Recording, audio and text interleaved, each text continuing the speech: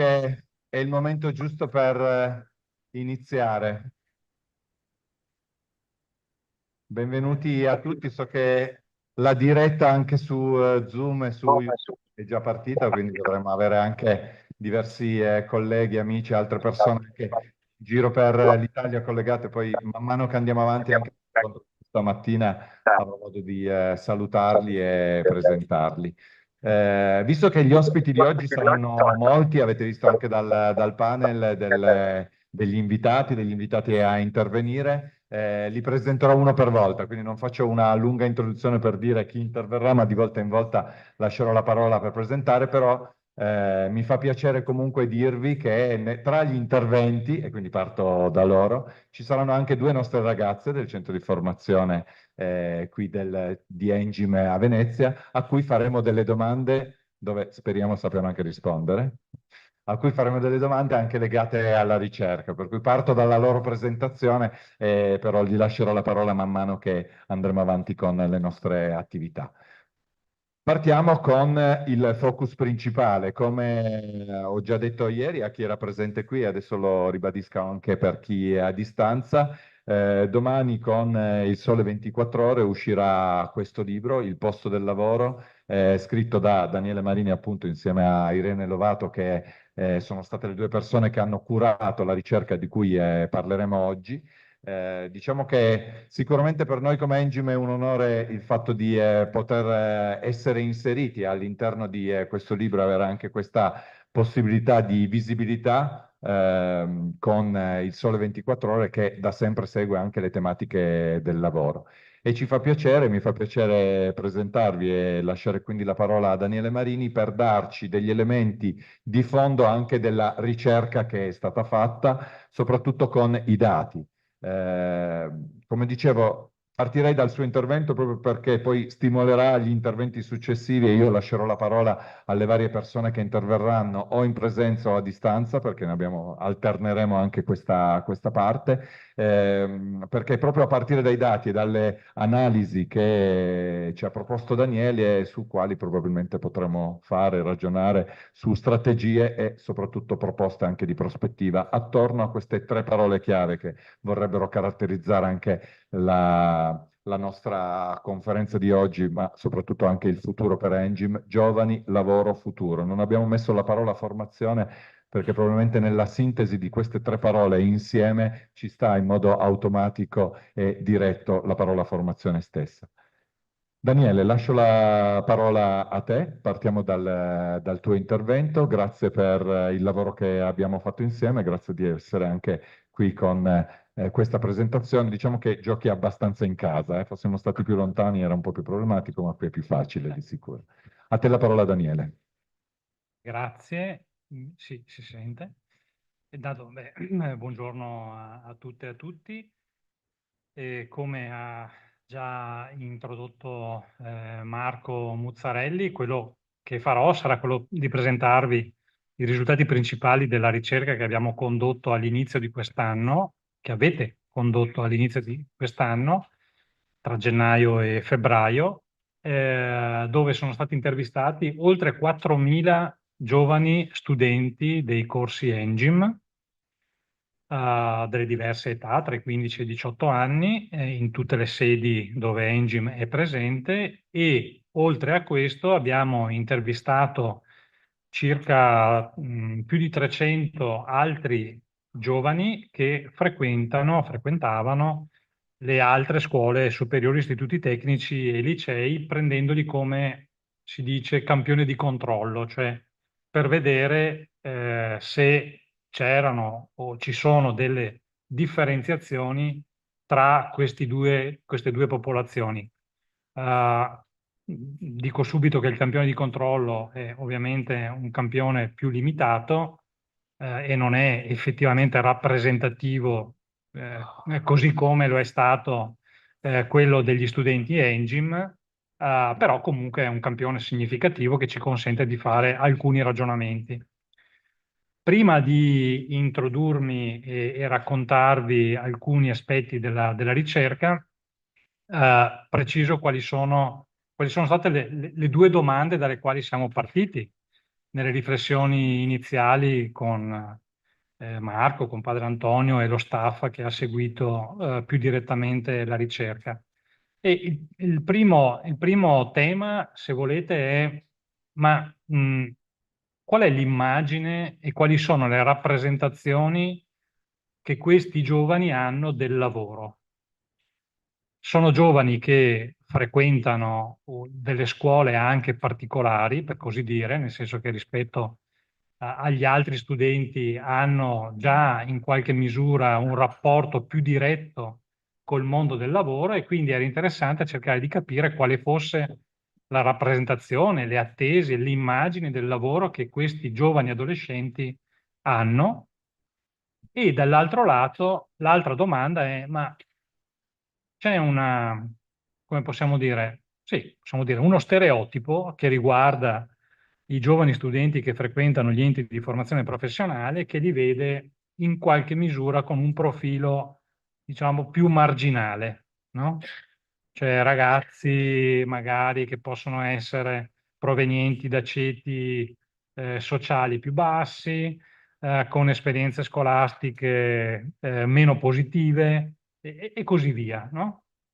Quindi ci siamo interrogati attorno a sostanzialmente attorno a questi due nuclei tematici e come vedremo, anzi come vedete dall'immagine che vi propongo iniziale di questi risultati, è che in realtà questi giovani e queste giovani che sono nei percorsi di formazione di Engine, e mi verrebbe da dire in generale, visto il campione in tutti i giovani che frequentano gli enti di formazione, abbiamo delle diverse somiglianze.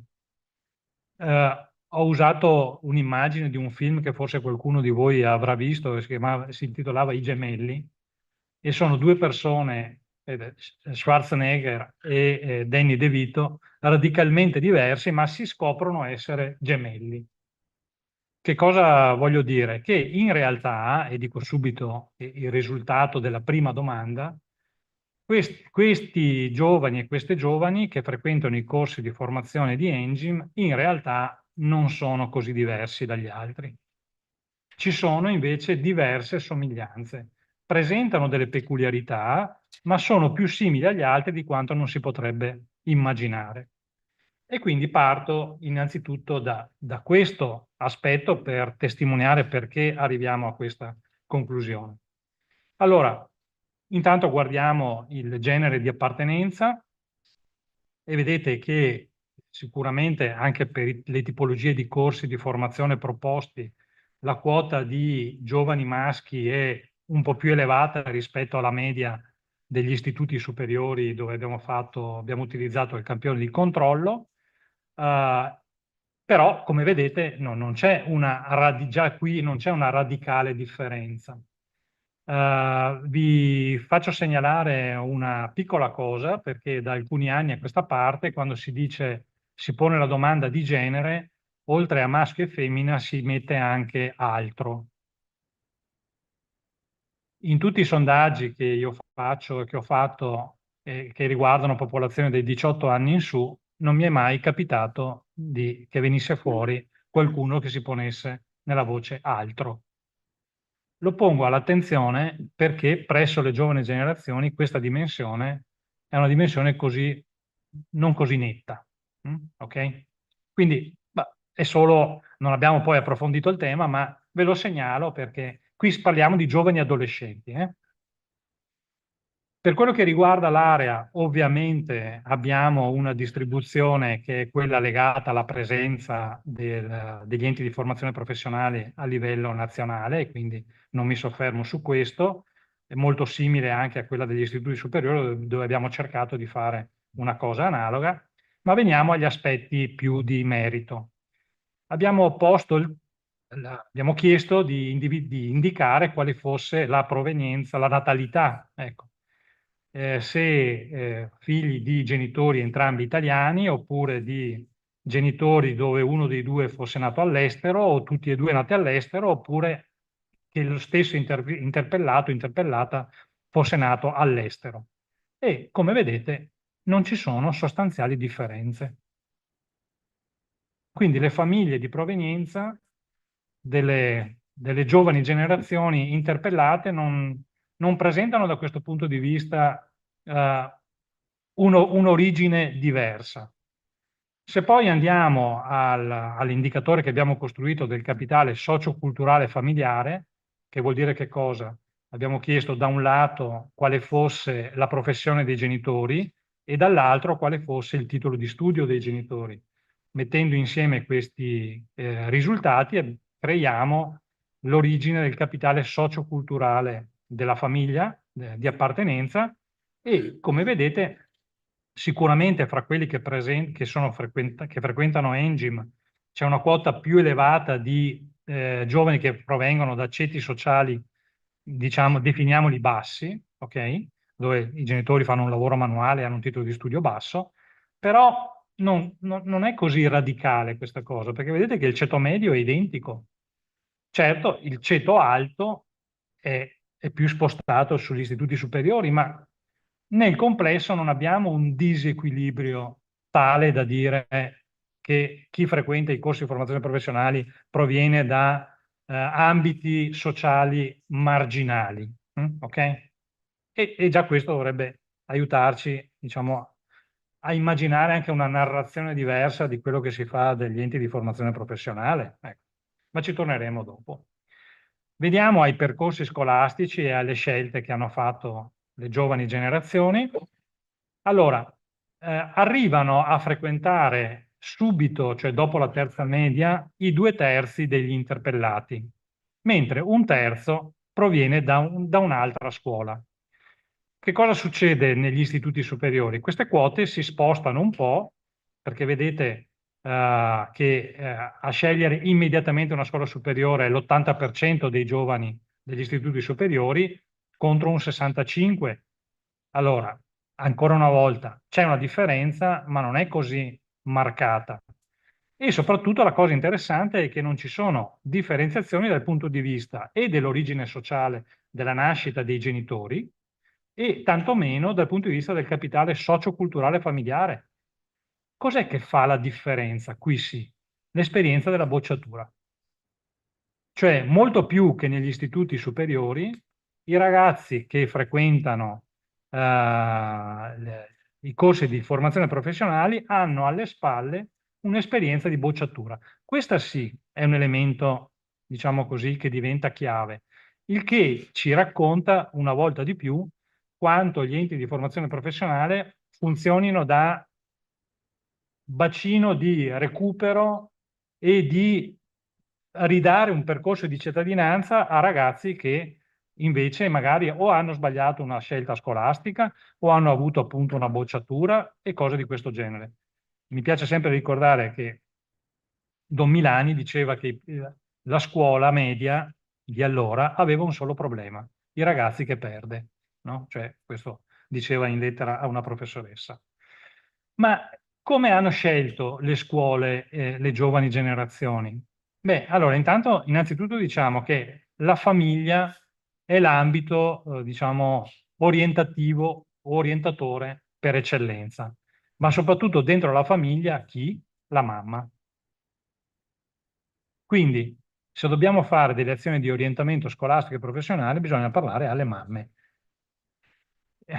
La cosa simpatica è che in una ricerca che ho fatto pochi mesi fa a livello nazionale sulla popolazione, facendo la stessa domanda, e lì ho un arco di età più lungo perché abbiamo anche gli over 65, guardando gli over 65, chi è che faceva l'orientatore? Il papà. Allora, no, è interessante, vuol dire che i padri sono scomparsi da questo punto di vista e chi si occupa di orientare i figli, le relazioni, le tengono le mamme. E quindi un ragionamento su questo andrà fatto. Qui vedete le differenze tra gli altri istituti superiori e i 18-34 anni, cioè i giovani italiani. Vi faccio notare che al di là della famiglia, c'è una quota importante di ragazzi che dichiara di aver scelto senza rivolgersi ad alcuna persona. Se voi vedete, un quarto fra gli studenti Engim studenti e studentesse Engim e poco più tra i giovani italiani. E questo ci pone un interrogativo, anche in termini di politiche, poi, legate al tema dell'orientamento scolastico e professionale e al fatto che nel nostro paese non c'è un sistema, con la S maiuscola, che funzioni nell'orientare le scelte delle giovani generazioni.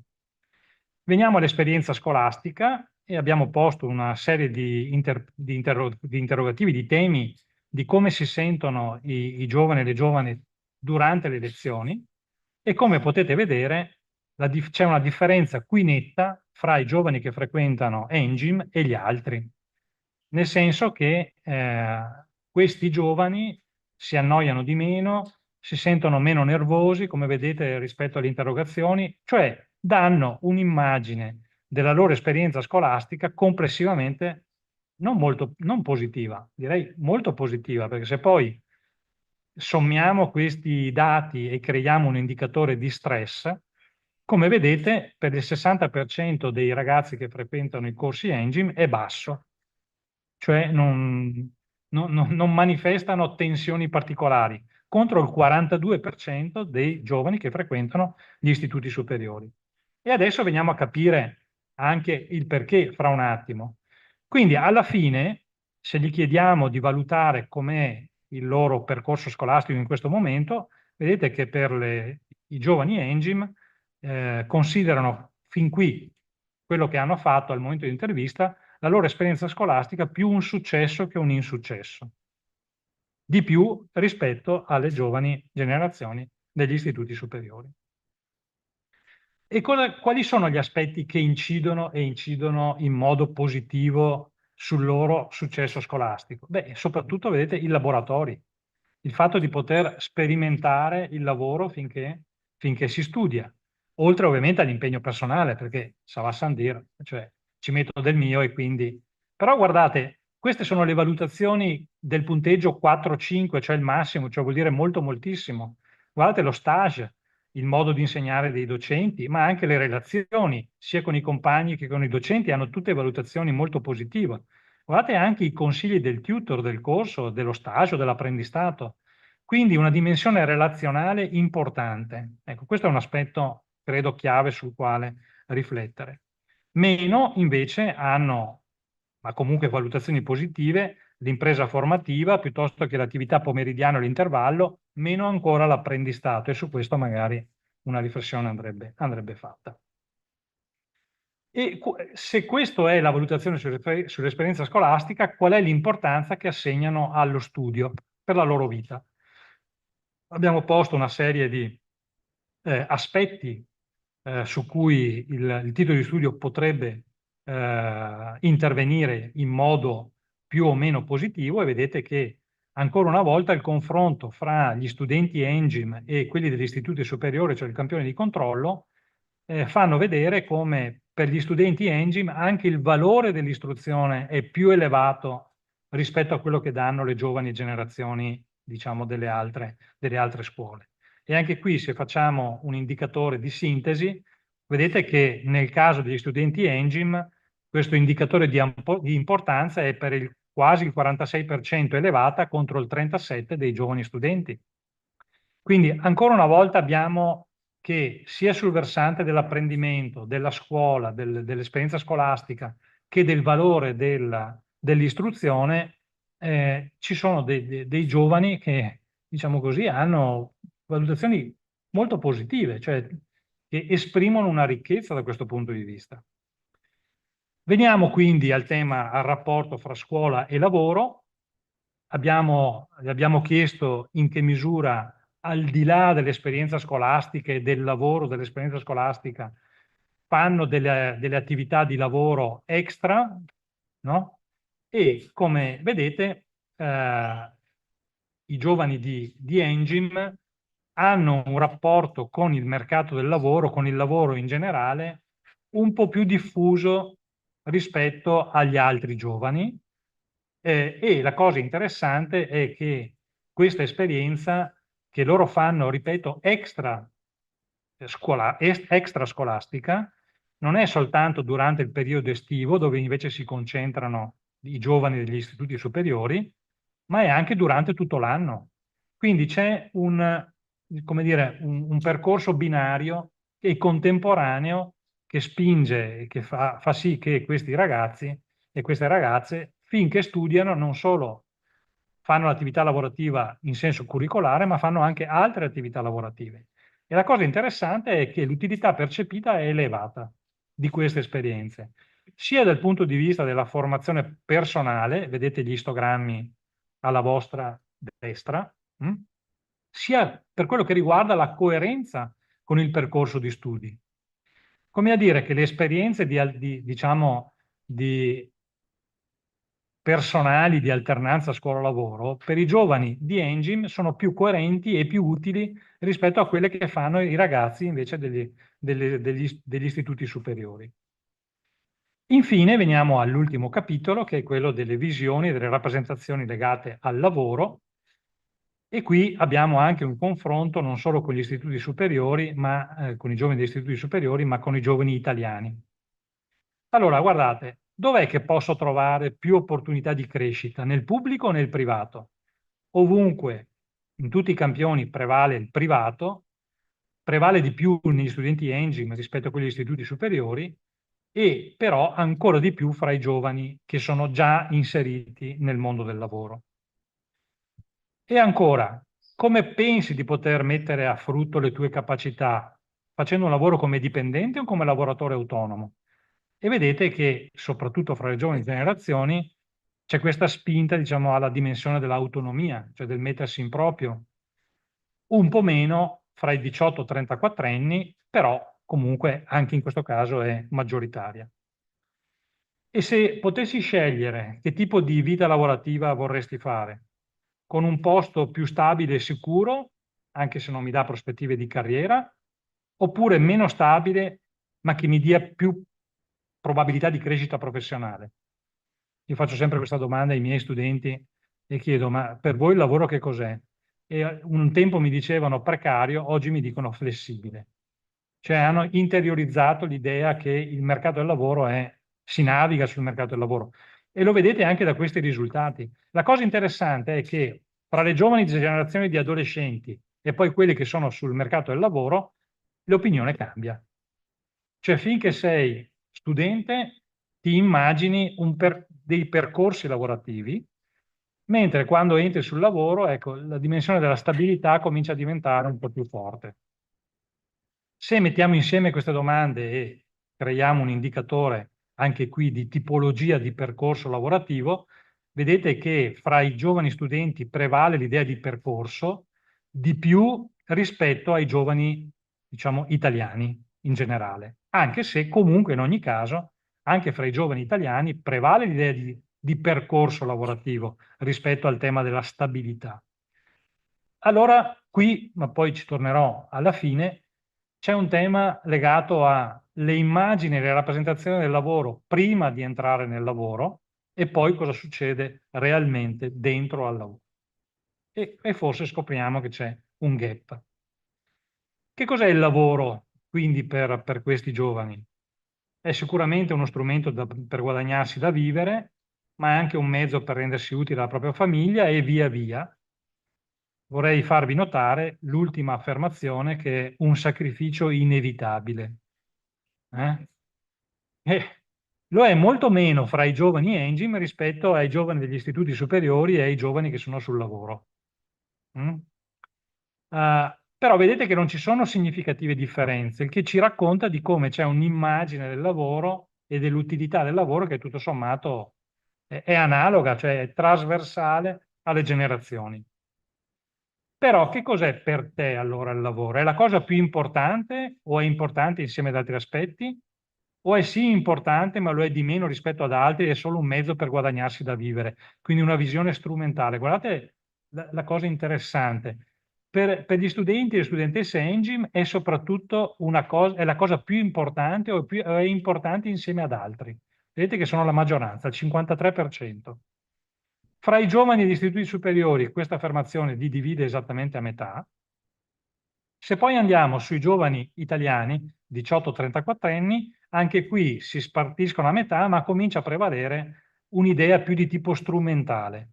Ma guardate i diversamente giovani, cioè gli over 65, e vedete che per questi invece l'importanza del lavoro è molto più importante rispetto alle altre generazioni. Il che ci dice questo risultato di come stia intervenendo e sia già intervenuto in buona misura una nuova immagine e una nuova percezione fra le giovani generazioni di che cosa sia il lavoro per la loro vita, su cui torno fra un attimo. Abbiamo chiesto di dare una valutazione di prestigio rispetto alle diverse professioni e anche qui abbiamo delle diverse valutazioni interessanti. Vedete che grosso modo la classifica tutto sommato non è così differente fra Engim, istituti superiori e giovani italiani, però vorrei farvi notare come per alcune professioni, in particolare per i giovani adolescenti, l'importanza, lo status assegnato sia molto più alto. Guardate, alla voce operaio, artigiano, mentre nelle giovani generazioni italiane è molto più basso, quindi c'è un'idea molto positiva ancora di queste professioni. Guardate il commerciante, anche l'insegnante, guardate il contadino, no? E per paradosso l'influencer, il blogger e il TikToker è più importante fra le giovani generazioni italiane che non fra i giovani studenti, il che forse ci dice qualcosa. Dal punto di vista dell'importanza e dello status delle professioni. E poi dove vorresti lavorare? E vedete che soprattutto fra i giovani Engim è il piccolo negozio, la piccola azienda artigiana, che sono quelle che vanno, per così dire, per la maggiore. Diverso è per i giovani studenti, dove prevale il piccolo ufficio privato, il fare il rappresentante, ma anche l'ufficio pubblico. L'ufficio pubblico invece è un'aspirazione per i giovani italiani. Però anche qui non vi faccio vedere il dato degli over 65, degli over 65 l'ufficio pubblico è ancora molto più elevato come valore. Cioè anche il lavoro pubblico sta perdendo, diciamo, di appeal. Vi segnalo inoltre che c'è una quota minoritaria, ma non marginale, che vorrebbe lavorare da casa. E d'altro canto abbiamo fatto 2 anni di pandemia dove abbiamo studiato e lavorato da casa e il mondo è andato avanti lo stesso. Quindi, diciamo, questa cosa non è ininfluente. Infine, i valori di riferimento e le percezioni del futuro. Allora, questo è, diciamo, le attribuzioni di valore ai diversi aspetti della vita. Vedete che grosso modo stanno tutti sugli stessi livelli, tranne le ultime voci, dove vedete che il farsi una cultura, l'impegno sociale, la religione e la politica sono in diretta connessione all'aumento dell'età.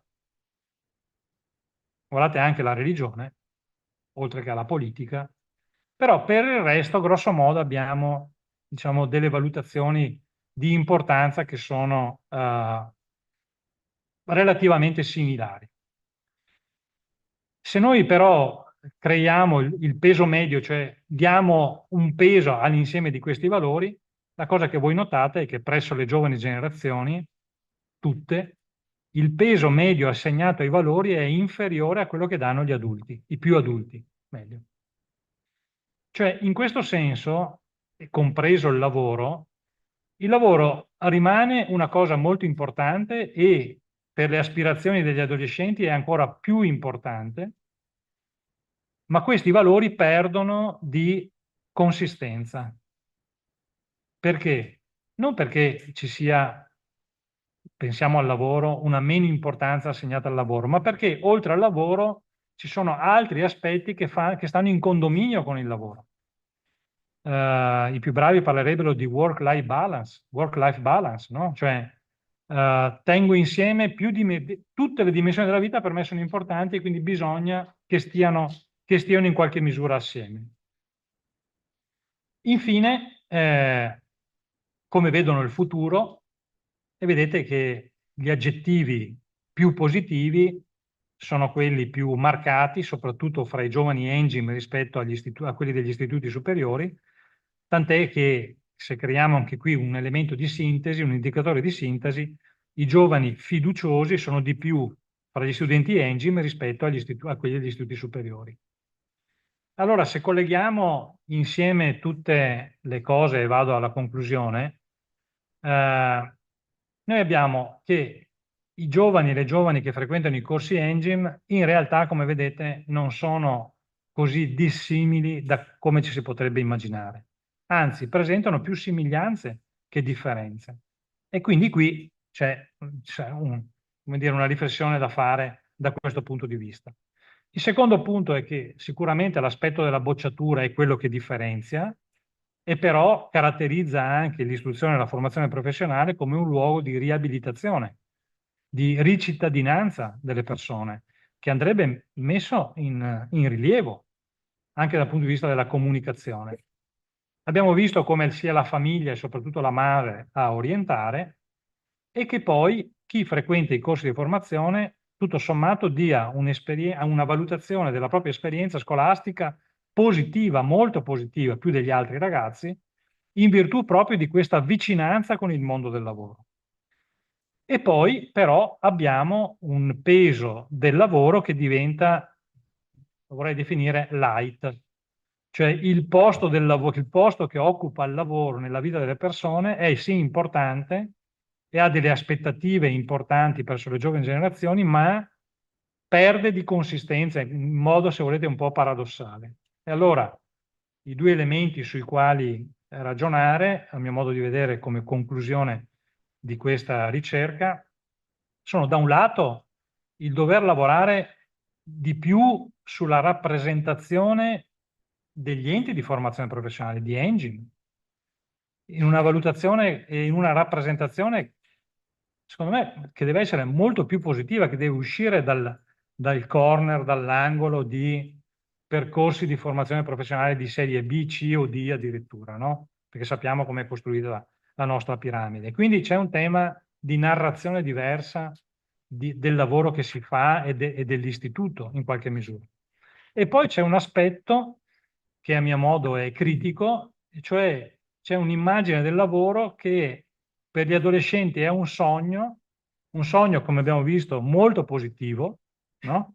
Con delle grandi aspettative, ma che poi quando entra più direttamente nel mercato del lavoro, cioè quando tocca l'esperienza, questo sogno sembra un po' svanire o comunque ridimensionarsi, il che pone un problema soprattutto per il mondo degli adulti e le imprese per capire che fare entrare questi giovani e queste giovani generazioni che sono, ricordo, sempre meno, perché abbiamo il calo demografico, ecco, di cercare di tenere vivo questo sogno in qualche modo.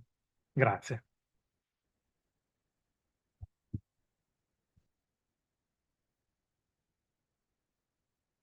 Grazie. Sì, ci siamo. Sì, prova.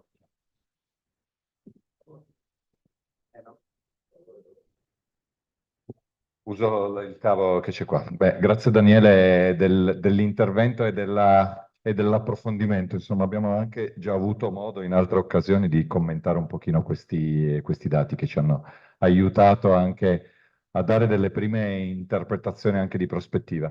Mi piace utilizzare l'ultima slide che ci hai fatto vedere, dove c'è questa ultima conclusione, prima di dare anche parola ad altri, sul tema del lavoro, no? Di questa, nel lavoro un sogno che svanisce. È interessante questa, no? Questa interpretazione, soprattutto interessante per come ci stiamo interrogando a noi, anche vista dal lato degli adulti, perché la domanda che ci siamo posti, ma non sappiamo trovare subito la risposta, è quanto gli adulti hanno responsabilità nel far svanire quel sogno. Perché una cosa è certa, che questo sogno i giovani ce l'hanno, e soprattutto i giovani anche all'interno dei nostri centri di formazione. Allora, ne approfitto, come dicevo prima, Aurora, sei pronta? Vieni qui vicino a me. Ne approfitto, come dicevo prima, per fare, no, dei piccoli interventi anche di nostri ragazzi all'interno dei nostri centri, anche perché poi alla fin fine sono loro al centro. Sei alta, però non alta come me. Sappi. No, è difficile, è difficile. Allora, la domanda che faccio a Aurora, su cui ti sei preparata, peraltro, mi devo spostare un po' più da, ma qua c'è il cavo, il... Ah, ok, scusa, perché c'è la webcam, mettiti da questo fatto, così sei in favore di camera, come si usa. No, mi faceva piacere già darvi un primo elemento che sarà anche dell'altra ragazza che interverrà poi dopo, ma non subito. Aurora partirà entro breve anche per un progetto Erasmus, quindi andrà in giro per l'Europa e quindi James è una delle persone che vedremo magari in qualcuno dei nostri posti legati anche a FBET. Allora, ti propongo due domande, no? Che sono anche due domande legate all'intervista. Aurora è un'allieva dei corsi, come dicevo, qui di Engine Veneto in questa sede, in particolare sull'ambito acconciature e cure estetiche, se non ricordo male, vero? Estetica, estetica. Vado. Allora, partiamo dall'indagine, dove vi abbiamo già fatto una prima radiografia, ma adesso vediamo se è tutto vero anche quello che è stato detto dal professor Marini. Cosa conta di più nella tua vita e come vedi il tuo futuro? Ti tengo il microfono così sei più libera per parlare. E allora, cioè, nonostante io comunque non sia adulta, il mio futuro comunque, essendo che sono anche già andata appunto a fare un'esperienza lavorativa comunque in stage, ho appunto già un attimo visto il mondo del lavoro e nonostante sia stato il primo anno che io sia andata, sono stata 2 mesi e sono tornata da questo stage molto mh, sicura e soprattutto, cioè, è a parer mio una crescita personale che ti fa aprire abbastanza gli occhi sul mondo del lavoro. E quindi sì, cioè io adesso nel mio futuro certo che vedrò l'estetica, cioè questo è poco perché comunque, cioè poco ma sicuro, perché comunque per la mia età potrei, come dire, cambiare tutto, cioè nel senso non ho ho molti obiettivi, però potrei benissimo, grazie alla mia età e comunque grazie alla mia costanza di quello che so che io posso fare, potrei benissimo dire cambiamo tutto. Però appunto dopo questo stage e comunque dopo appunto anche la scuola, perché la scuola mi ha portato a fare lo stage, posso dire che comunque l'estetica sicuramente sarà nel mio futuro. Bello, grazie, grazie Aurora. Insomma, qualche cosa attorno, se vuoi accomodarti, poi dopo lasceremo anche la parola a Emush che interverrà, ma dopo le altre parti.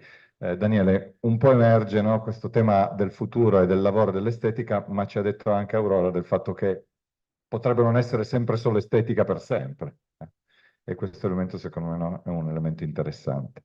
Ehm, allora, prima di lasciare la parola a Alberto Orioli, che credo sia collegato a questo punto, Michele, se poi lo puoi far vedere qui, mi fa piacere, adesso come dicevo, man mano che andiamo avanti presento, faccio fare saluti a persone anche che sono all'interno della sala, però mi sembra, siamo a Venezia, i padroni di casa, mi fa piacere lasciare la parola all'assessore al turismo del Comune di Venezia, Simone Venturini, anche solo per un semplice saluto. È venuto a trovarci, però come dicevo, in qualche modo siamo a casa loro, per cui è anche giusto. Mi dispiace per il microfono, però glielo tengo anche io. Grazie. Beh, intanto un saluto a tutti, ringrazio davvero Engim, tra l'altro tra Venezia e Engim c'è una bellissima collaborazione che dura da qualche anno, quando con padre Antonio e all'epoca c'era Raffaello e tutto lo staff Engim sono riusciti a salvare un'esperienza bella come Engim Venezia. E quindi il percorso che stanno facendo questi ragazzi, che poi sono cresciuti nel corso degli anni, sia numericamente che in termini poi di formazione, ecco, lo dobbiamo a Engine, quindi il mio essere qui oggi è anche per ringraziare chi ha voluto credere in questo progetto e credere nella formazione professionale in una città particolare come la nostra, dove il tema del capitale umano è uno dei principali temi per la crescita economica del territorio. Quindi davvero grazie. Qui siamo a casa del seminario, quindi io sono indegnamente padrone di casa, tra virgolette. però credo che, mi scuso le spalle, ma purtroppo il microfono mi obbliga in questa posizione, credo che sia veramente interessante aver ascoltato il vostro report, questa analisi, aver dato voce alle nuove generazioni, perché molto spesso noi adulti, il mondo della politica, del sindacato, dell'opinione pubblica, parla dei giovani senza parlare con i giovani e quindi sembrano quasi due mondi. Ci facciamo i nostri film e poi parlando con loro scopriamo che sono tutt'altro. Pensiamo ancora che la politica e il sindacato parlano ancora dell'articolo 18, quando loro neanche si immaginano cosa sia l'articolo 18 e già pensano che il lavoro non possa essere per sempre, ma come diceva lei, io oggi studio estetica, ma posso tranquillamente un domani fare un altro percorso, posso tranquillamente riqualificarmi professionalmente e abbracciare altre passioni.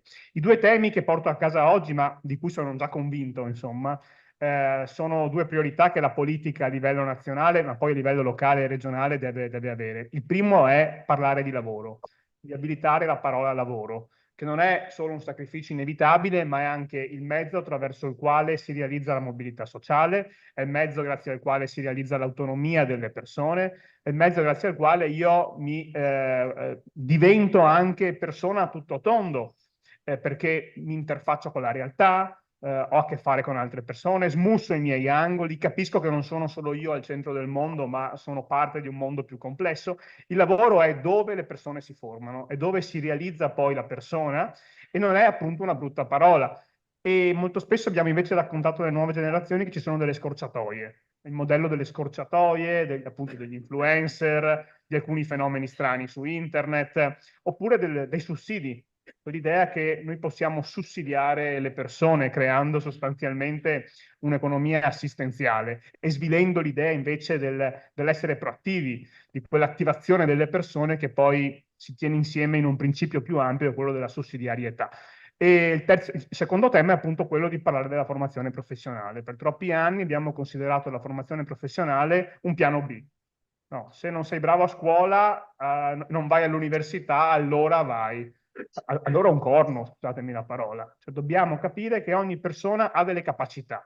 Io sono imbranato con l'attività manuale, uno può essere bravissimo a smontare e montare un motore di un motorino già a 12 anni. Ecco, quei talenti sono quello che dobbiamo valorizzare, non mortificare, sapendo che oggi la formazione professionale, tra l'altro, garantisce delle possibilità enormi ai nostri ragazzi in un mondo in cui davvero trovare personale qualificato, specie in alcuni settori, è missione quasi impossibile e anche il livello salariale, una volta usciti dai percorsi, alle volte non è né inferiore, alle volte nemmeno pari a quello di chi fa un percorso universitario. Quindi il mondo è cambiato rispetto a 25 anni fa, è cambiato anche rispetto alla riforma Gentile, che ancora purtroppo insomma è lo scheletro su cui ci stiamo muovendo come concezione.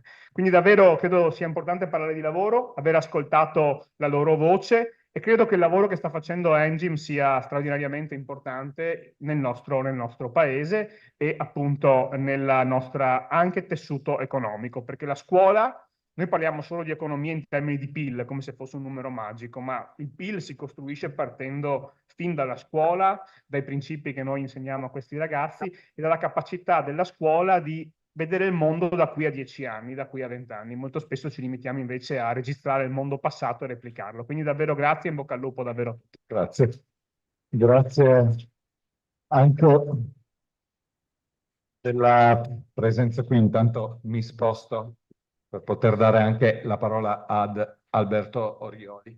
Credo che questi ultimi elementi che ci dava anche l'assessore ci richiamano a un tema che ormai sta entrando in modo costante nel pensiero anche dei nostri giovani, del fatto che ci si può formare durante tutto l'arco della vita, no? Insomma, siamo stati abituati a pensare che c'era un tempo della formazione e un tempo del lavoro. Credo che le parole anche di Aurora, ma sicuramente l'indagine che ci ha proposto Daniele, dia un po' questa percezione, no, di un tempo costante di formazione e miglioramento continuo. Per lasciare la parola ad Alberto, uso le parole. Ecco, sì, è collegato, perfetto. Allora, innanzitutto grazie anche per la sua presenza qui, anche a distanza. So che ha avuto dei problemi anche in famiglia, quindi però ci teneva anche ad intervenire, per cui mi fa piacere utilizzare l'occasione della pubblicazione del libro, di questa ricerca anche fatta assieme, che uscirà domani con il Sole 24 Ore, se non ricordo male. Alberto Rioli ha ovviamente un ruolo importante anche nella redazione del Sole 24 Ore e ne ha fatto la prefazione. Cito due parti molto rapide della sua prefazione prima di lasciarle la parola e per aiutarci a interpretare anche quello che lei ha inserito all'interno. Parte dal tema della flessibilità, dei giovani costretti alla flessibilità e all'idea segmentata del lavoro. Un percorso accidentato o altrimenti pieno di cambiamenti interessanti, però che non prospettano un futuro lineare, no? Quindi anche la linearità di cui si parlava prima con gli interventi di Daniele. Forse si dedicano più, i giovani, ad un presente iterativo come fossero altrettanti surfisti della vita. Secondo me anche le parole di Aurora ci aiutano proprio, no, a interpretare questa parte. E i giovani ora hanno trovato una sorta di antidoto. Rifiutano il percorso ansiogeno del lavoro purché sia. Devo fare quello è il mio obiettivo, il lavoro totalizzante. Chiedono certezze per il tempo libero perché non credono più nel lavoro totalizzante. E forse non credono neanche più nella passione, ma probabilmente credono, no, in una possibilità flessibile del lavoro che si inserisce anche come opportunità per realizzare costantemente in modo iterativo se stessi. Alberto, le lascio la parola per un breve intervento, anche per darci qualche elemento sul libro e sulla sua prefazione, qualche elemento in più di questa introduzione che ho fatto io e aiutarci a intravedere prospettive nel nostro ruolo che sta cercando di mettere insieme giovani, lavoro e futuro, no, come un tutt'uno che caratterizzerà anche la società di domani. A lei la parola.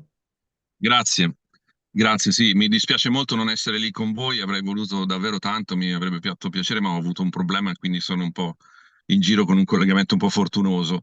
Domani usciamo con il libro di Daniele, Daniele Marini è un editorialista del Sole 24 Ore da tempo, quindi è una firma prestigiosa del nostro giornale che fa commenti e analisi di tipo sociologico, ma non solo, sulla tematica strategica fondamentale che appunto è quella del lavoro.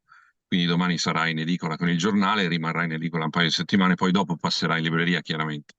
La cosa importante di questa ricerca, così come di altre che confermano, è la diversa percezione che le nuove generazioni hanno del lavoro, proprio in termini valoriali, tanto che più si continua a indagare, a fare carotaggi di tipo analitico e di dettaglio, mettendo a disposizione dati anche, come posso dire, granulari, cioè specifici, dettagliati sulle singole aspettative dei vari intervistati, e più capiamo che c'è in corso una specie di rivoluzione dei valori che riguarda il lavoro. A me viene sempre in mente una frase di Mario Draghi quando era presidente della BCE all'università.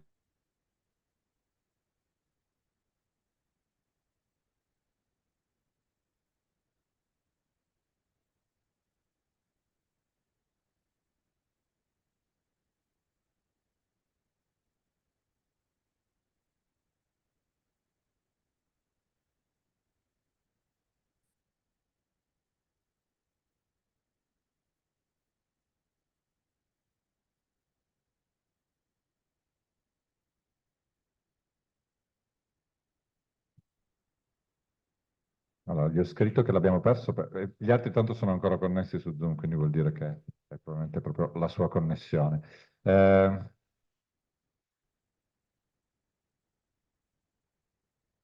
Sì, non sta rientrando, vero? Ok, allora, possiamo fare così, se no, sì, anche perché gli altri, sì, Stefano lo vediamo ancora collegato, per cui in realtà, sì, sì, è un problema probabilmente della sua connessione. Allora, andiamo avanti, poi piuttosto Alberto gli diamo di nuovo la parola successivamente anche per recuperare quello che ci stava dicendo. Adesso gli ho scritto un messaggio. L'intervento successivo che avevamo previsto è di nuovo un intervento in presenza, come dicevo, ci sono un po' di alternanza anche in queste parti. Michele, se James vuole proiettare dal suo computer, ho solo bisogno che gli attacchi il cavo. Abbiamo invitato e interviene oggi qui con noi James Calleja, che è presidente di una associazione, di un'ampia associazione di enti di formazione professionale a livello europeo che si chiama FVET. Ha avuto anche un ruolo in passato all'interno del Sedefop, quindi conosce la formazione professionale, il tema dei giovani di sicuro, ma il motivo per cui l'abbiamo chiamato qui con noi ad intervenire è per aiutarci anche a provare a rileggere quanto noi abbiamo letto nei dati di Daniele, provare a rileggerlo in chiave europea, no? E provare a renderci conto se, a suo parere, nella accezione che questi giovani che noi abbiamo intervistato su un livello nazionale, in questa accezione riusciamo a ritrovare caratteristiche, pensieri analoghi anche in altri paesi in giro per l'Europa. James è maltese, per fortuna parla un ottimo italiano, per cui interverrà in italiano, ma se a volte gli scapperà l'inglese, in ogni caso potremo venirgli in aiuto o venirci in aiuto insieme anche per comprendere al meglio. James, grazie ancora per la tua partecipazione. So che ieri eri a Bologna, ti sei spostato verso Venezia per fare questo giro e vedere anche un altro ente di formazione italiano. Un po' una faticaccia, ma so che ci tenevi ad essere qui con noi anche per commentare e darci degli elementi in più anche su questo livello. A te la parola. Grazie Marco, buongiorno a tutti. Il mio italiano non è ottimo, era ottimo 38 anni fa, quando studiavo a Padova, sono laureato da Padova e mi sento a casa qui perché quando ero giovane facevo la mia scuola obbligatoria al seminario minore di Malta, per cui seminario Veneto, Venezia, Padova, mi sento a casa. Sono molto contento, grazie dell'invito, dall'Engim, Padre Antonio, Marco.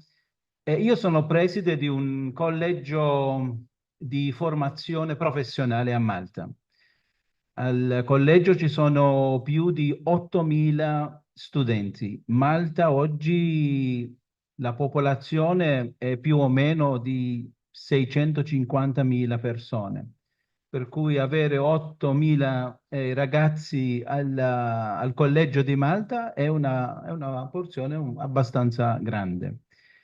La mia presentazione ha tre parti.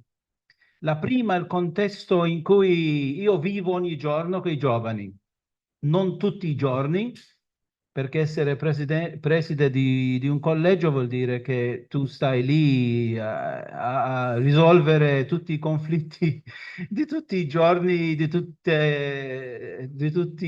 i suoi insegnanti e così via. Comunque, ogni 2 settimane io faccio 2 ore col Consiglio dei Giovani. E come ho detto anche a Marco stamattina, loro mi vogliono parlare, invece io sto zitto a sentire quello che loro vogliono dire, perché incontrare i giovani, una persona che va in pensione fra poco, pensione attiva, però con una mentalità giovanile, vuol dire che io devo ascoltare quello che sta succedendo sul campus di Malta. E si impara moltissimo, perché quelli che vivono negli uffici è una cosa, è un mondo, ma le aule, i laboratori, i workshops, e quando i ragazzi vanno in apprendistato è tutto un altro mondo. In teoria si può fare tante cose, però io mi ricordo sempre quello che ha detto Albert Einstein. Albert Einstein ha detto, e sta scritto sulla mia scrivania, che in teoria la teoria e la pratica sono lo stesso, in pratica non sono lo stesso. Per questo io quando leggo i rapporti, i libri, sì, sono food for thought, no?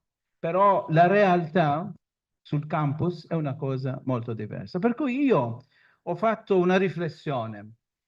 I giovani, il lavoro, il futuro, che è il mio day to day, no? Al collegio. Chi sono i giovani? Io ho preso in prestito questa definizione dei giovani da Sant'Agostino. Quando Sant'Agostino definisce il tempo, ha detto che il tempo non esiste, C'è sempre il presente del passato, il presente del presente e il presente del futuro. Per cui per me, io dico sempre ai giovani, questo è il futuro, questo oggi è il futuro. Anche il vostro passato, i vostri problemi di ieri sono oggi. Tu stai pensando oggi del tuo passato. Per cui i giovani quando pensano al futuro oggi. Io oggi lavoro per avere dei traguardi nel futuro. Il lavoro è molto importante per i nostri giovani. E sentendo il professor Marini parlando prima, è come leggere il nostro rapporto di Malta. Uguale. I dati sono uguali. E quello che è stato molto bello, la figura della mamma.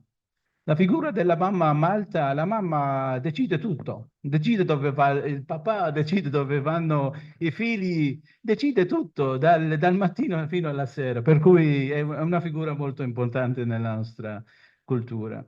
E poi il futuro. Sì, i giovani mi dicono che per loro il futuro sono i traguardi, ma quali sono questi traguardi loro non sanno, ma neanche io. Io non so quali sono i miei traguardi dopo che vado in pensione, però i sogni sì, sono lì. Per cui la mia domanda è questa: che ruolo hanno gli adulti nel condividere la loro esperienza umana per aiutare i giovani di oggi per non cadere negli errori del passato? Ma questo lo sappiamo. Ma per me è molto importante chiedere questa domanda. Chiedere questa domanda perché la generazione Z è una generazione che hanno una cultura, mentalità tecnologica per forza, caratterizzata da 3 fenomeni che anche il professor Marini ha accennato. Innanzitutto la velocità, l'immediatezza e il relativismo. E questi io lo vedo tutti i giorni. La velocità di imparare, per esempio. Per esempio mi chiedono perché un bacellerato deve avere 180 ICTS, non so come dire in italiano, ICTS, European Credit Transfer System. Ok, perché? Perché così lungo è il bacellerato? Perché dobbiamo fare 2 anni per avere un master? Perché 4 anni per fare un dottorato? Io non ho una risposta a questo. Perché loro dicono che si imparano più velocemente di noi. Ah, io mi fermo lì. Eh, e che il loro nuovo insegnante più o meno l'informazione la prendono da questo machine, da questo apparato qui. Ok, la velocità, l'immediatezza, i relativi. La domanda è questa: gli adulti hanno il dovere di stare con i giovani nelle forme didattiche su livelli formali e informali? Il mio accento qua è sulla presenza fisica degli adulti con i giovani. Da noi c'è un problema. Io dico sempre, ho detto anche a Marco stamattina, che i sindacali insistono sulla brevità dei tempi fisici degli insegnanti al collegio. Il professor Marina ha anche accennato al Covid. Il Covid ha preso una mentalità completamente... Possiamo lavorare dappertutto. Sì, vero, però non è lo stesso. Non è lo stesso essere a casa, nel salotto o in giardino a comunicare con Marco o comunicare con Marco fisicamente. Per cui però c'è questo problema: spendere tempo con i giovani di oggi è necessario per condividere il bello della comunicazione, la comunicazione umana. Troverete nella mia presentazione molto umano, perché io sento moltissimo questa mancanza dell'umano con i giovani. Poi c'è la cultura dei giovani, che a me mi interessa moltissimo. E loro, più di noi negli anni 90, negli inizi di questo secolo, hanno il privilegio della comunicazione e dell'immediatezza della comunicazione. Noi non avevamo quello. Io andavo a fare le telefonate a casa vicino al caffè Pedrocchi, perché da lì si poteva telefonare a casa negli anni 80-90. Invece adesso guardiamo questa macchina ogni 5 minuti, ogni 5 secondi, scusa. Per cui la comunicazione è un privilegio. E allora, perché cresce il disagio mentale? Si vede dalla nostra ricerca, si vedeva anche dalla dalla ricerca fatta dal professore. L'incertezza, la paura di non farci nella scuola. È una paura grande nei nostri giovani, negli studi di livello terziario a tutti i livelli. Allora, la scontentezza è un fattore primario da indirizzare con i giovani. Ogni tanto non sappiamo cosa dire, però mai contenti di quelli che hanno, sì. Il riequi nel comportamento sociale. Questi sono dati che io raccolgo da questi incontri con i giovani. Però le strutture ci sono. Non è che mancano le strutture per questa comunicazione umana. Vivono una società di informazione su tutto e su tutti. Anche se vuoi fare la polenta, una ricetta, basta, la fai. C'è l'insegnante che ti dice come fare la polenta qua. Al cellulare abbiamo l'enciclopedia della vita, così mi dicono. Queste sono parole dei giovani, non di una mentalità giovanile, ma dei giovani. A qualsiasi ora, perché loro studiano, dicono tutto il giorno, anche durante la notte, non c'è problema. Perché tu, come preside, ci dice dovete avere degli orari per studiare? Noi non vogliamo degli orari per studiare. Quando ho voglia di studiare, io vado a studiare, che è una mentalità diversa. Allora il sapere, sì, è una proporzione incalcolabile oggi. C'è tutto qua, tutto è qua. Dunque, quali sono le aspettative che gli mancano nel giorno di oggi per essere contenti? E questa è una delle domande che io faccio. Cosa ti manchi? Una percentuale molto alta ci dicono che gli manca la presenza umana dell'insegnante al collegio. È una cosa che forse voi la prendete un po' a sorpresa, però esiste da noi, allora io lo condivido. I giovani di oggi non sono omogeneici, li abbiamo già sentito. La diversità nell'interpretare la vita è il fenomeno di questo inizio secolo. L'interpretazione della vita è il fenomeno di questa... Allora, ma la diversità unisce o divide la gente? I giovani apprezzano o no che la mobilità umana ha creato una società globale che fornisce modelli di vita diversi, ma altrettanto interessanti? Non c'è neanche una risposta a questa domanda. Alcuni accettano, alcuni non sanno qual è esattamente cosa vuol dire la diversità. Allora hanno questa dialettica fra tradizione e innovazione. Alcuni di loro dicono sì, che la tradizione è importante, però non sanno perché. Sanno solo che la tradizione unisce la famiglia ogni tanto. Dunque il dibattito fra tradizione e innovazione è all'inizio dell'impatto su un'identità culturale e sociale del genere umano. Per me è importante come persone avere una identità personale e sociale. Poi c'è l'aspetto del consumerismo, che è anche accennato il professore qua. Qual è la cultura nel mio paese e in altri paesi anche nell'Europa? Abbiamo fatto delle comparazioni con quelli olandesi, con quelli finlandesi, quelli che hanno l'apprendistato molto forte, come da noi. L'apprendistato gli dà una dimensione molto diversa da quello che io posso dare nel mio collegio. Vanno a lavorare, ritornano dal lavoro e sfidano quel comportamento che abbiamo al collegio del contenuto che noi facciamo o anche delle operazioni che facciamo al collegio. Per loro lavorare è più importante che studiare. Nella mia generazione abbiamo studiato per trovare una carriera, per lavorare. Invece di loro, a Malta adesso, anche altri paesi del nord, lavorare e studiare sono sullo stesso livello. Lo studio dunque Cosa vuol dire qua? Lo studio, le competenze, il lavoro sono 3 punti da dibattere per affrontare la rilevanza di quello che oggi si impara a scuola, all'università, all'istituzione di formazione. E la mia domanda è sempre la stessa: perché la scuola a tutti i livelli è ancora quella che partisce in formazione e non formazione? La riforma della scuola da noi è un dibattito, mai una realtà. Mai una realtà.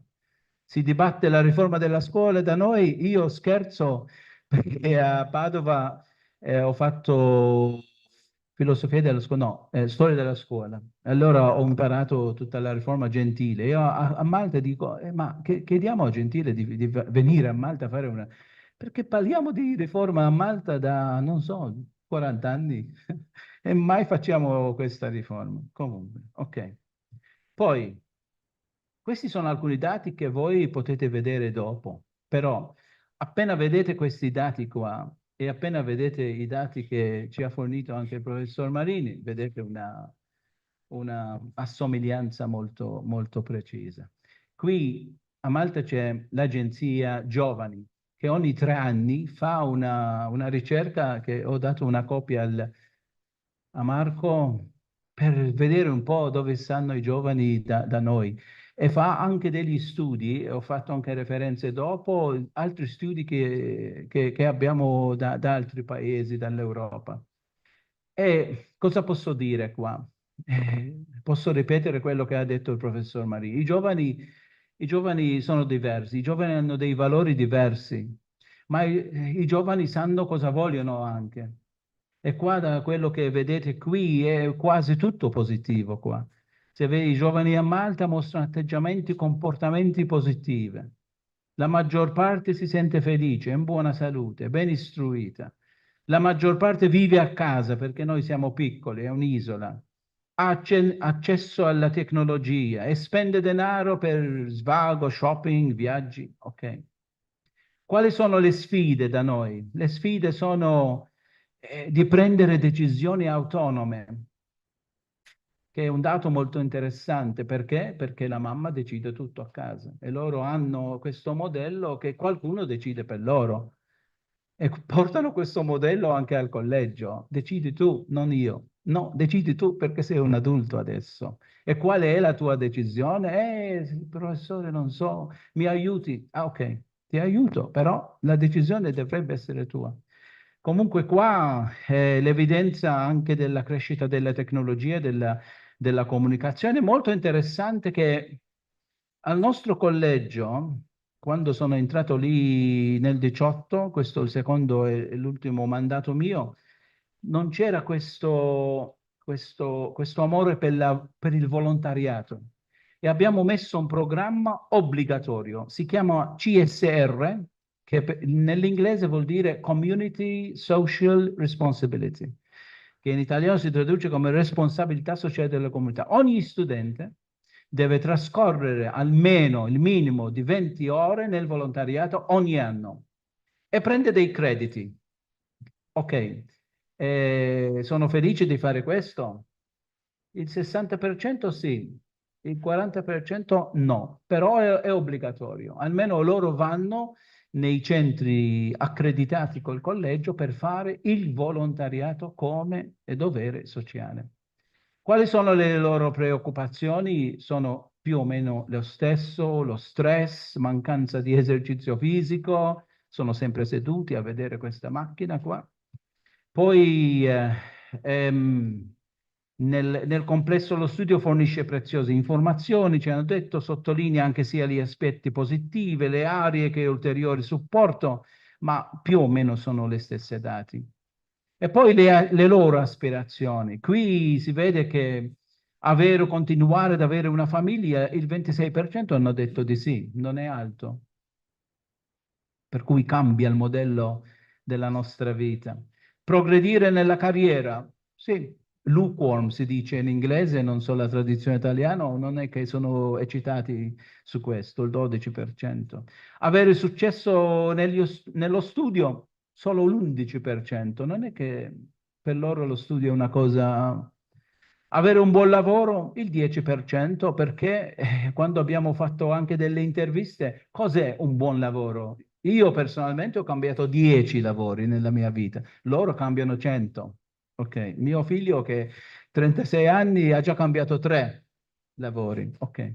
Le attività quotidiane svolte si vede che sì, più o meno sono quelli che ha anche menzionato il professore. Io vado alla fine, i giovani, il lavoro e il futuro, che è il mio sommario. Per me ci sono 6 sfide che io vedo tutti i giorni al collegio e che voglio condividere con voi. La prima, non è vero che la generazione Z hanno meno bisogno del contatto umano. Il fatto che il laptop, questo dà tutte le soluzioni, non è vero, perché io vedo tutti i giorni questa mancanza del contatto umano con i giovani. Ascoltare i giovani, ogni 2 settimane, come ho detto, io faccio questo incontro con i giovani per ascoltare, per capire un po' il loro mondo che non è il mio mondo. Il terzo, educare i giovani per la responsabilità. Al collegio mio esiste una parola che si vede dappertutto, che si chiama diritti. Ci sono diritti per tutto, a tutti, tutte le cose. Ok. Quando si parla della responsabilità, non è una parola facile per interpretare, è un valore indispensabile per me e per molti altri per diventare adulti. Poi c'è il benessere, ovviamente. Il benessere, secondo Johann Galtung, è un basic need, è un, come dire, basic need, è un... Ok, si capisce. Poi il quinto, la quinta sfida è nel lavoro è necessario capire il valore della formazione permanente. Non si può mai dire che ho studiato abbastanza, adesso con il diploma, col mio baccalaureato, sono a posto per tutta la mia vita. Tutto cambia velocemente. E poi il futuro è il presente che cambia quotidianamente. Questo per me è una sfida per gli adulti, ma anche per i giovani. Dunque, bisogna educare i giovani a vivere il presente come tappe del loro futuro. Ogni cosa che fai oggi avrà un impatto per il suo futuro. Questo è un riassunto, e qui ci sono tutti i dati, almeno tutte le referenze che voi potete vedere, purtroppo sono tutti in inglese, però voi capirete l'inglese facilmente. Io vi ringrazio della vostra attenzione, è stato un piacere condividere questo con voi.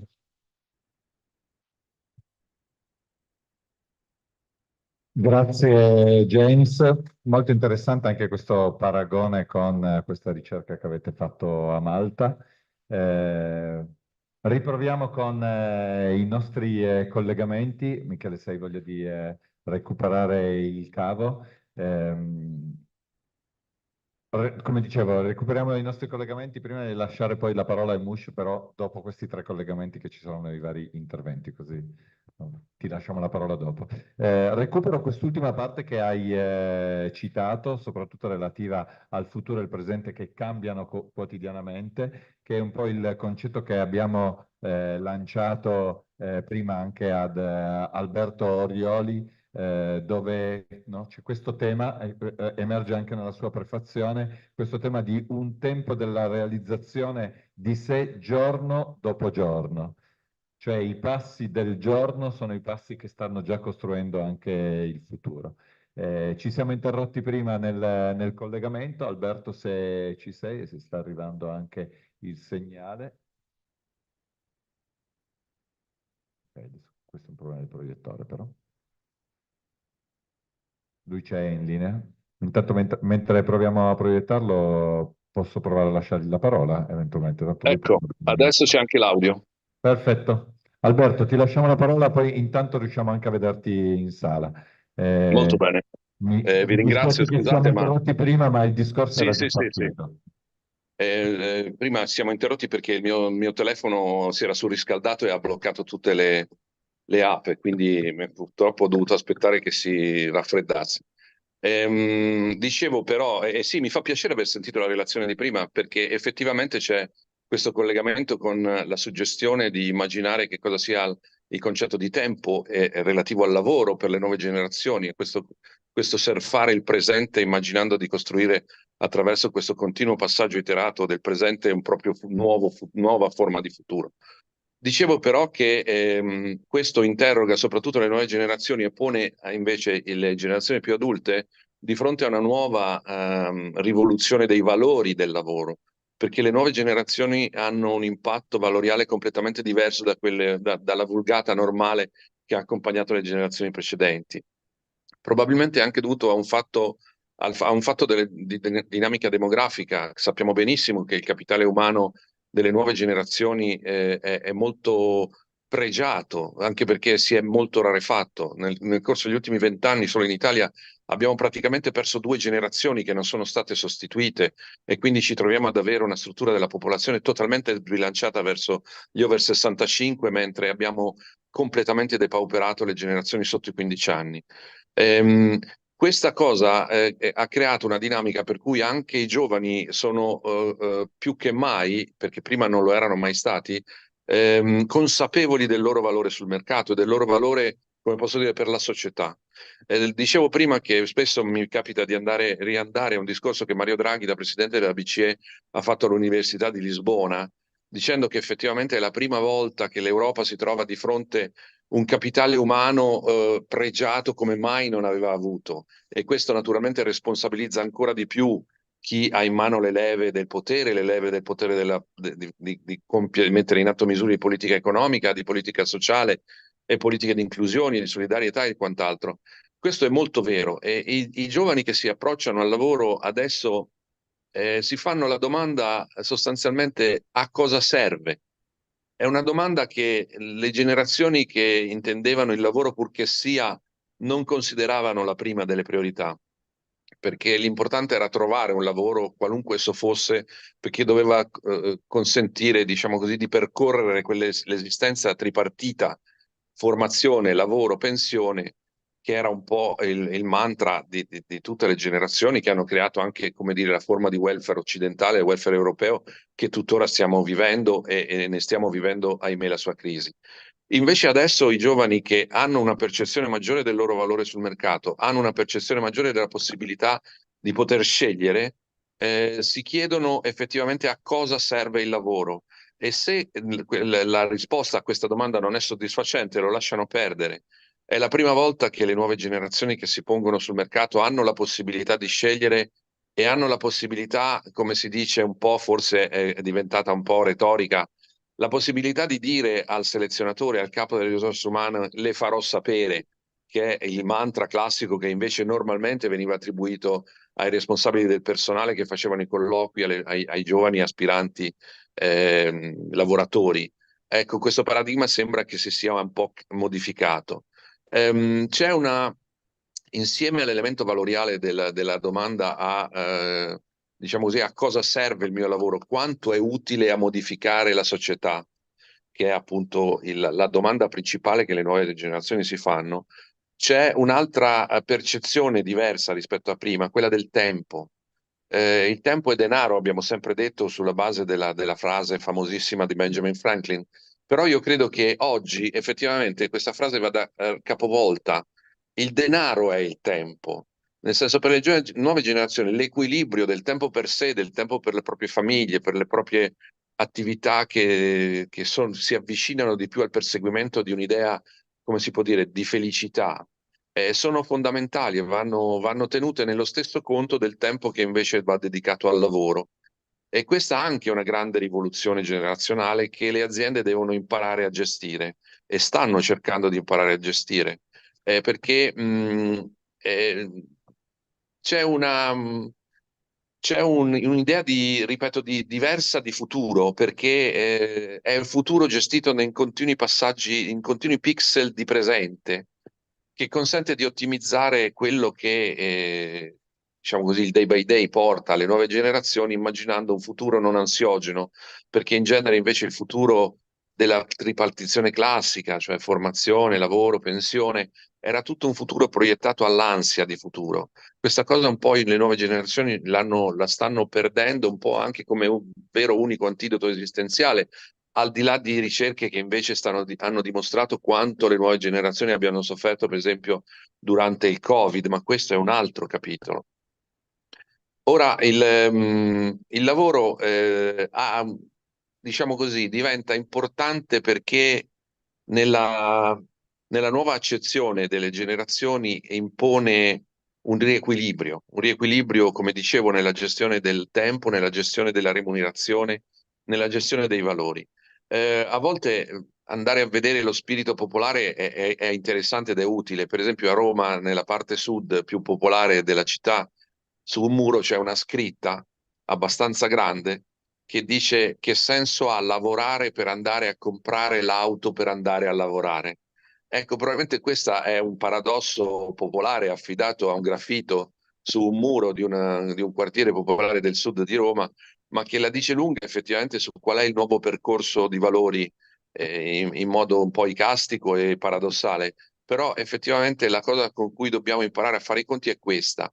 E questa cosa interroga maggiormente le aziende che non a caso stanno predisponendo tutta una serie di contromisure per rendersi appetibili verso le nuove generazioni e verso le loro istanze, le loro aspettative. L'idea della coltivazione del marchio, l'idea della coltivazione del buon microclima aziendale, l'idea di creare dei meccanismi che possano indurre una sorta di ricerca della felicità anche in azienda, è una cosa che ha una sua concretezza ed è una cosa su cui gli uffici delle relazioni delle risorse umane si stanno cimentando e stanno creando letteratura e cultura. E questo anche è molto importante perché altrimenti viviamo in una fase in cui chi non è soddisfatto della pratica lavorativa, del microclima che vive all'interno di impresa, per come è congegnato oggi il mercato del lavoro, riesce a cambiare posto, a trovare un'alternativa. Perché non dimentichiamo, abbiamo fatto errori ideologici per tanti anni, abbiamo discusso per tanto tempo dell'articolo 18, si citava prima, per quasi 30 anni, da che io faccio il giornalista, anche di più, si è parlato di articolo 18 con la grande paura di dover vivere una stagione di ecatombe di licenziamenti, mentre abbiamo visto che una volta tolto l'articolo 18 dobbiamo fare i conti con un fenomeno totalmente nuovo che è quello delle grandi dimissioni, non licenziamenti, dimissioni, abbandoni del lavoro volontari da parte di chi lavora. Ebbene, non dobbiamo rischiare di sbagliare ancora, perché appunto adesso la cosa importante è coltivare le aspettative delle nuove generazioni e renderle compatibili con un'idea nuova del lavoro che è più relativizzato, se così vogliamo dire, ma soprattutto va realizzato come sogno. E qui torno alla ricerca di Daniele Marini, che prima ce lo ha fatto vedere plasticamente con i numeri che ha pubblicato. Le nuove generazioni, soprattutto gli adolescenti che hanno esperienze anche lavorative, maturano un approccio al lavoro che configura appunto una grande aspettativa positiva, un sogno, un qualcosa che li rende adulti e gli può consentire di entrare nel mondo e di cambiarlo. Ecco, questa cosa non va tradita, le aziende cominciano ad averne la percezione e questo fa parte di un nuovo concetto che secondo me mette in campo, torno a dire una parola tabù, che è quello della felicità, che non è la felicità di Albano e Romina, naturalmente, ma è un ritorno, un'idea di felicità che era quello proprio della nostra cultura post-illuminista.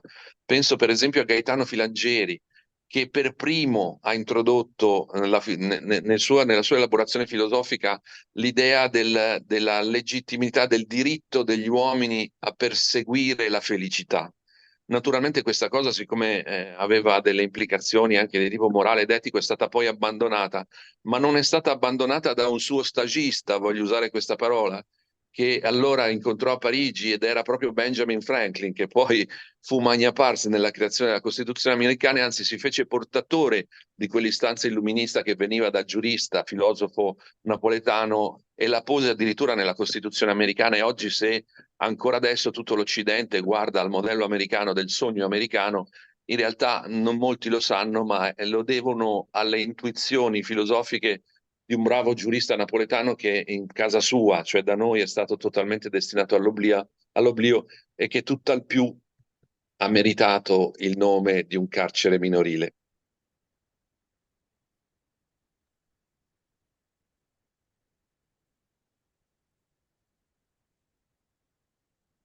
Grazie Alberto anche per l'intervento che ci ha richiamato di nuovo anche a questo tema, no?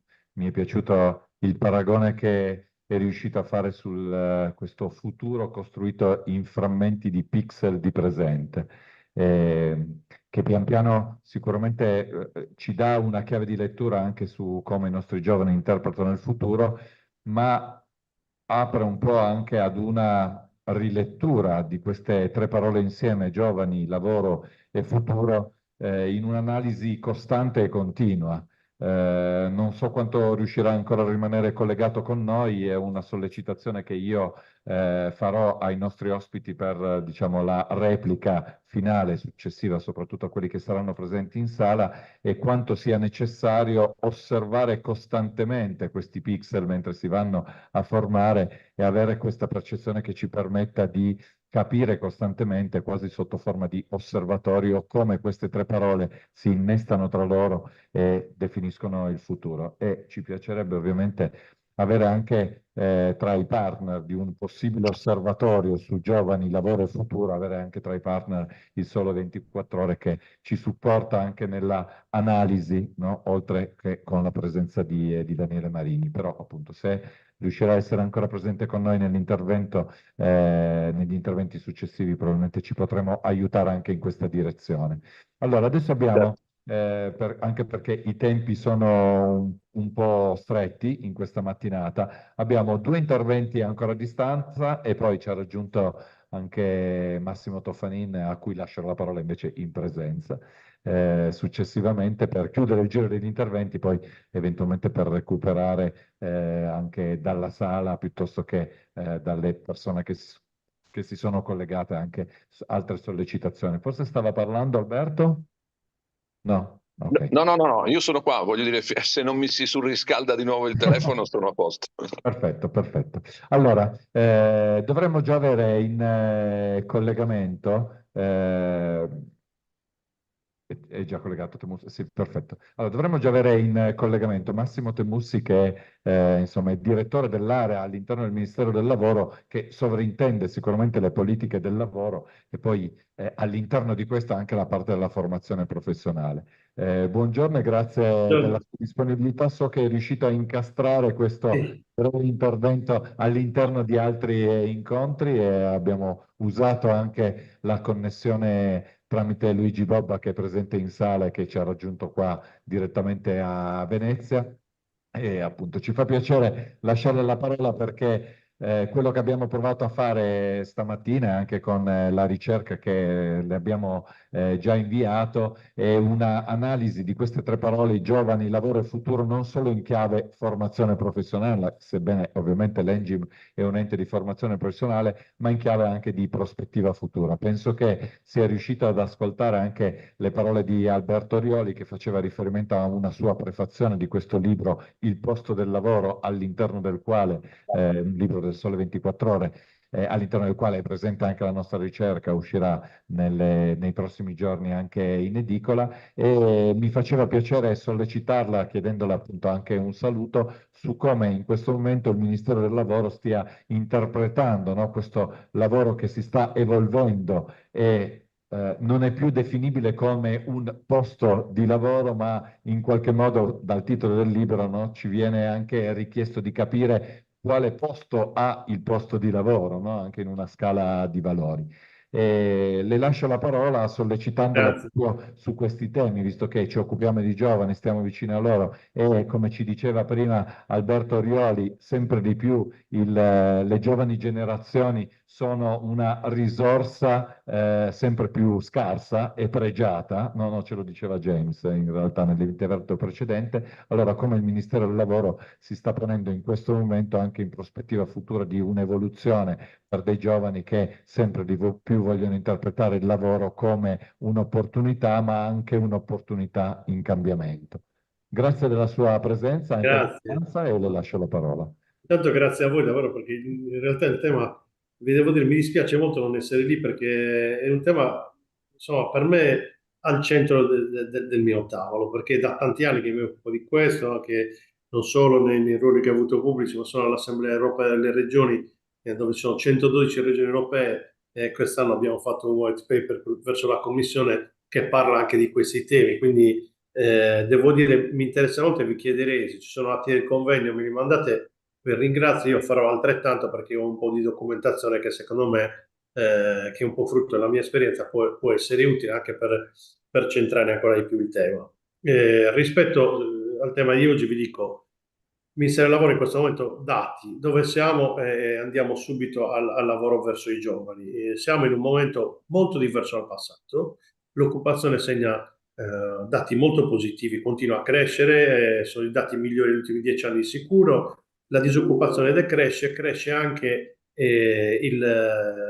l'occupazione femminile che da anni non dava segnali positivi anche nelle regioni del sud. Tutto questo dovrebbe essere positivo, unito al fatto che abbiamo la più alta percentuale di contratti a tempo indeterminato negli ultimi 30 anni, 633.000 contratti in un anno solo. Quindi anche questo, diciamo, dato molto positivo. Se non fosse altro che dall'altra parte della medaglia abbiamo una mismatch crescente che raggiunge quasi 1 milione di posizioni in questo momento, soprattutto anche sulla spinta del settore turistico, che come sappiamo cerca disperatamente addetti e non ne trova. E questo è un dato che non abbiamo mai visto. Questa correlazione non esiste nella storia recente, cioè dati di occupazione che crescono, tempi indeterminati che crescono senza incentivi peraltro, ma un mismatch crescente che è valutato proprio al Sole 24 Ore nell'articolo 2-3 punti di PIL.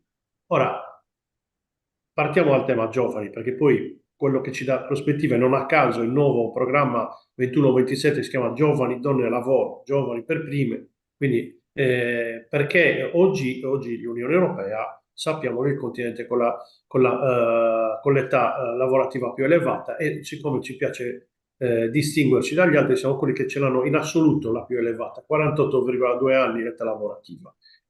Il problema demografico non sempre è citato nella stampa, non riesco a capire perché, io ne parlo da anni anche disperatamente, ma gli indici di correlazione sono veramente incredibili, 670.000 diplomati l'anno scorso, 1.100.000 e qualcosa in più 11 anni fa, questi sono i dati, 20,2% delle scuole dell'infanzia in Lombardia hanno chiuso negli ultimi 4 anni, quindi io sono ultimo di 4 figli, ho fatto 2 figli, probabilmente i miei figli, come dicono, stanno pensando di 0 figli. Ok, questo è quello che viviamo quotidianamente, con l'età media lavorativa più alta.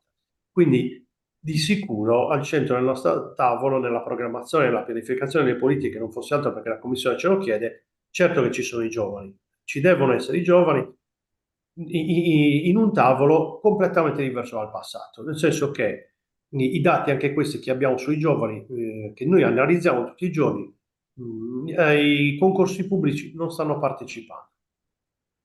5 anni fa era invece primo punto all'ordine del giorno.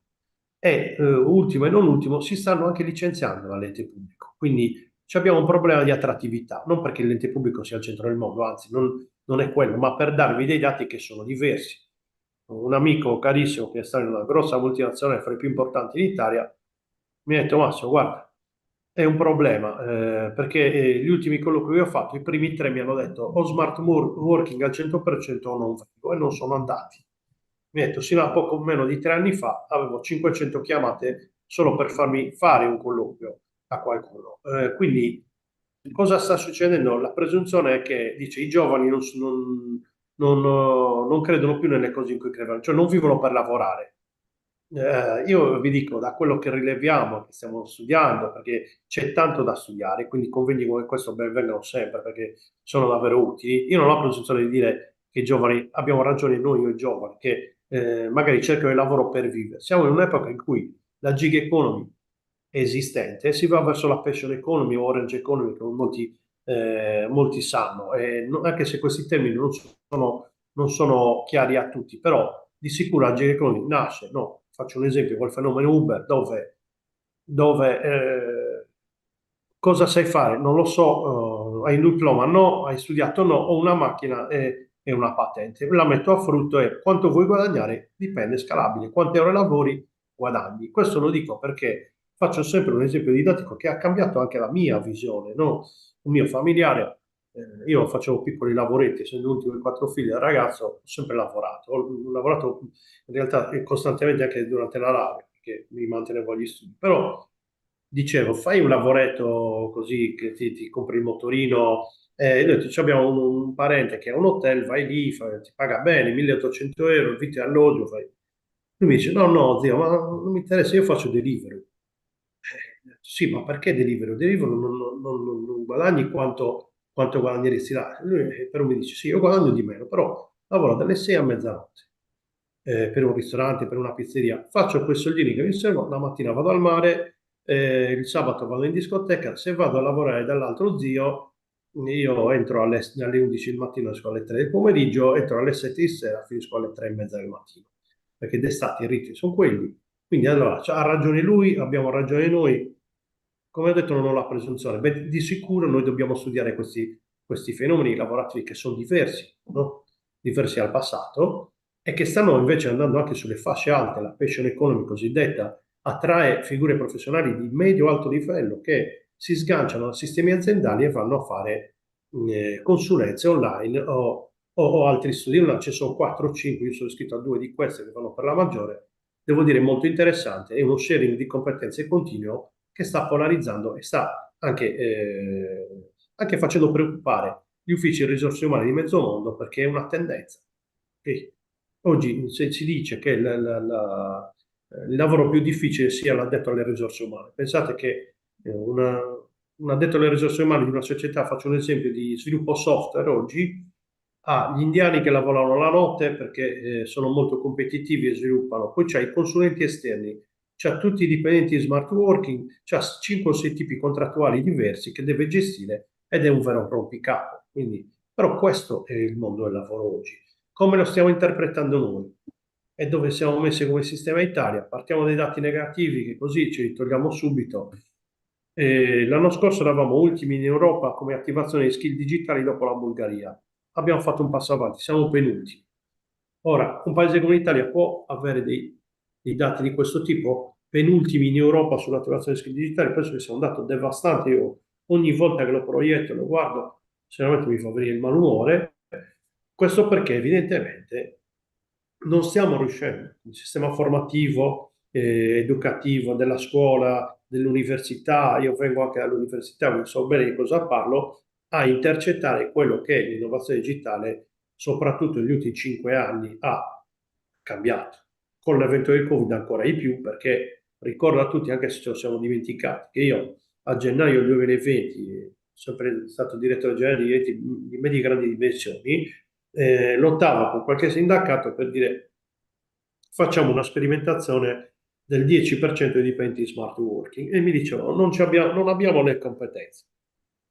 3 mesi dopo eravamo tutti 100% smart working, tutti quanti a tutti i livelli. Vero che abbiamo visto il figlio passare in mutande dal video perché non riuscivamo a capire come funzionava, però anche è vero che tutti l'abbiamo fatto. Quindi abbiamo dovuto tutti fare un'accelerazione su dei tools che non utilizzavamo quotidianamente, ma che fanno parte oggi del quotidiano e che non solo ne fanno parte, ormai sono imprescindibili anche su forme contrattuali che, come ho detto poco fa, te li chiedono. Quindi noi dobbiamo cercare di capire come il giovane approccia il lavoro e come possiamo fare, per esempio, nel mio caso, per pianificare le politiche attive che vadano in questa direzione, perché intanto questa direzione non è che cambia, è questa, no? E quindi l'approccio del giovane al lavoro lo dobbiamo cercare di interpretare e capire. Cosa non stiamo facendo, secondo me, vi dico, abbiamo grandi difficoltà nel sistema delle transizioni, perché un mismatch che cresce è significativo di un sistema, come detto, educativo, formativo, istituzionale, che non riesce a capire cosa sta succedendo. 56,6% delle nostre imprese chiedono laurea STEM, ne produciamo dal 6 al 18%. E questo ci ha fatto scivolare, tra l'altro, penultimi in Europa sugli skill digitali. Quindi il mondo produttivo chiede questo. In più, finito l'anno europeo delle competenze, lo dico anche soprattutto per i giovani che ci sono presenti e che ci ascoltano, ma anche per tutti gli stakeholder, che cosa ci dicono nel progetto? Ci sono richieste delle aziende su tempi di processo sempre migliori di cosiddette micro credential, cioè di blocchi di competenze. Questo lo dobbiamo iniziare a capire bene, perché le aziende oggi sempre più, ecco perché stanno crescendo molto gli ETS Academy, 26.000 occupati. 26.000 ingressi o 26.000 occupati. stanno ripartendo bene, e per fortuna gli EFP, che erano visti come un sistema invece ultimo, che uno andava solo se non aveva voglia di studiare, ma invece visti in una logica europea sono strumenti che funzionano benissimo per trovare lavoro, così come l'ITS in generale, e questo però è una cosa su cui dobbiamo fare pace tutti, anche il sistema universitario, perché quello che succede, io ho fatto diversi progetti negli Stati Uniti, ma ho collaborato per qualche anno con il Ministero del Lavoro di Singapore, della Corea del Sud, dove, pensate lì, lo dico sempre, c'è un'agenzia pubblica nel 2017, con l'avvento delle criptovalute, quando ho iniziato a lavorarci, sentita la Confindustria, crea un'agenzia, si chiama Skill Future Singapore, andate a vederlo nel sito, è un'agenzia totalmente pubblica, che dal 2017 fa upskilling e reskilling di tutti i soggetti che perdono il lavoro a vario titolo su profili digitali. Questo cosa ha creato? Li ha fatti balzare primi al mondo, superando la Silicon Valley, sul ranking mondiale delle top 10 professioni digitali al mondo. L'hanno fatto in 4 anni. Un piccolo centro per Singapore, non è grande, l'hanno fatto puntando tutto sui profili digitali o comunque sui profili innovativi, perché poi digitale non vuol dire nulla. C'è il famoso luogo comune, no? Che digitale vuol dire ingegnere informatico, digitale, impiegato di Amazon, 1260 euro, usa 5 piattaforme di intelligenza artificiale. Un addetto al porto di Lamezia Terme usa dei joystick per muovere container, che ovviamente sono strumenti digitalizzati, quindi non lo fa più col carro gru o solo dentro un camion. Questo è digitale in tutte le professioni. Se vuoi fare biblioteconomia e lavorare in una biblioteca, c'è l'archiviazione ottica di tutti i libri di posizionamento sugli scaffali virtuali. Sono tutti software che in qualche modo stanno modificando il nostro lavoro, no?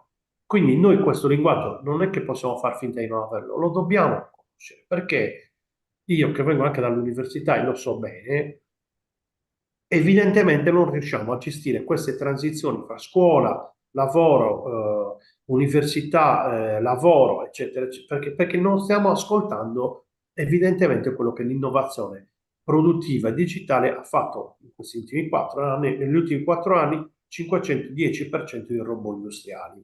No? C'è un grafico che adesso non so, se riesco a condividere ve lo faccio anche vedere, ma è interessante per capire cosa è successo. Ci provo su una disabilità, no, non lo posso fare, ok. Non posso condividere lo schermo, quindi ve lo racconto. Comunque c'è una spinta sulle professioni in generale fortissima negli ultimi anni e quindi dobbiamo cercare di intercettare quella spinta, no? Adesso il punto all'ordine del giorno qual è? Noi abbiamo una quantità di fondi di finanziamenti mai visti prima, che non vi dico, ieri abbiamo fatto una riunione con tutte le regioni, con tutti gli assessori, abbiamo grossa difficoltà a spendere. Perché si incrociano diversi fondi che vanno sicuramente verso la direzione dei giovani, che sono il primo punto, ma su cui dobbiamo pianificare e programmare diversamente dal passato. Sì, non bastano i corsi base o i corsi FICI o i corsi a catalogo che sono un fallimento, questo ce lo dice anche la Commissione europea. Dobbiamo pianificare e progettare dei corsi completamente differenti dal passato, che vanno nella direzione in cui il mondo produttivo ci sta portando, cioè a creare delle professioni diverse. Pensate, lo dico sempre, negli ultimi anni c'è un fenomeno, no? Perché per qualcuno dell'università che capisce il valore di quello che dirò, che si chiama Skill First, che è partito dagli Stati Uniti, ma in realtà sta andando un po' in tutto il mondo, che vede il 20% di curriculum oggi circolanti negli Stati Uniti senza la laurea, ma non senza la laurea che non sono laureati, sono laureati e non inseriscono la laurea nel curriculum perché in alcuni casi, come dicono loro, su Innover Education, o comunque la laurea è polarizzante rispetto a un'azienda che sta cercando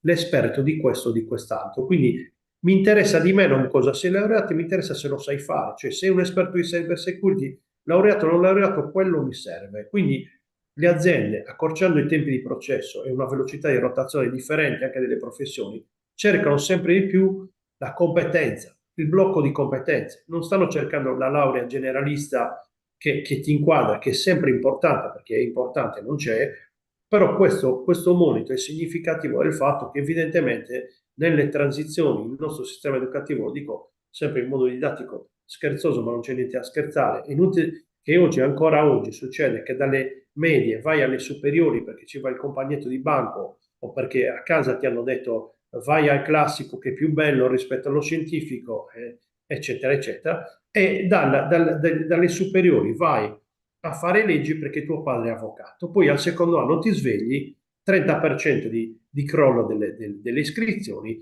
e terzultimi in Europa sui NEET, cioè giovani che non studiano e non lavorano. Questi sono i nostri Da dati. parte Temusi è interessantissimo anche questo approfondimento che ci stava facendo. Purtroppo abbiamo i tempi un po' stretti, ma so che anche lei Ho mi sa finito, ricordare che finito. Io sono andato anche oltre, quindi infatti, però mi faceva piacere appunto raccogliere l'elemento che faceva emergere anche all'interno del suo intervento del fatto che è necessaria un'osservazione costante, no? Anche di questa evoluzione, partendo da un presupposto che appunto i nostri giovani in qualche modo no, devono essere osservati anche nella prospettiva futura.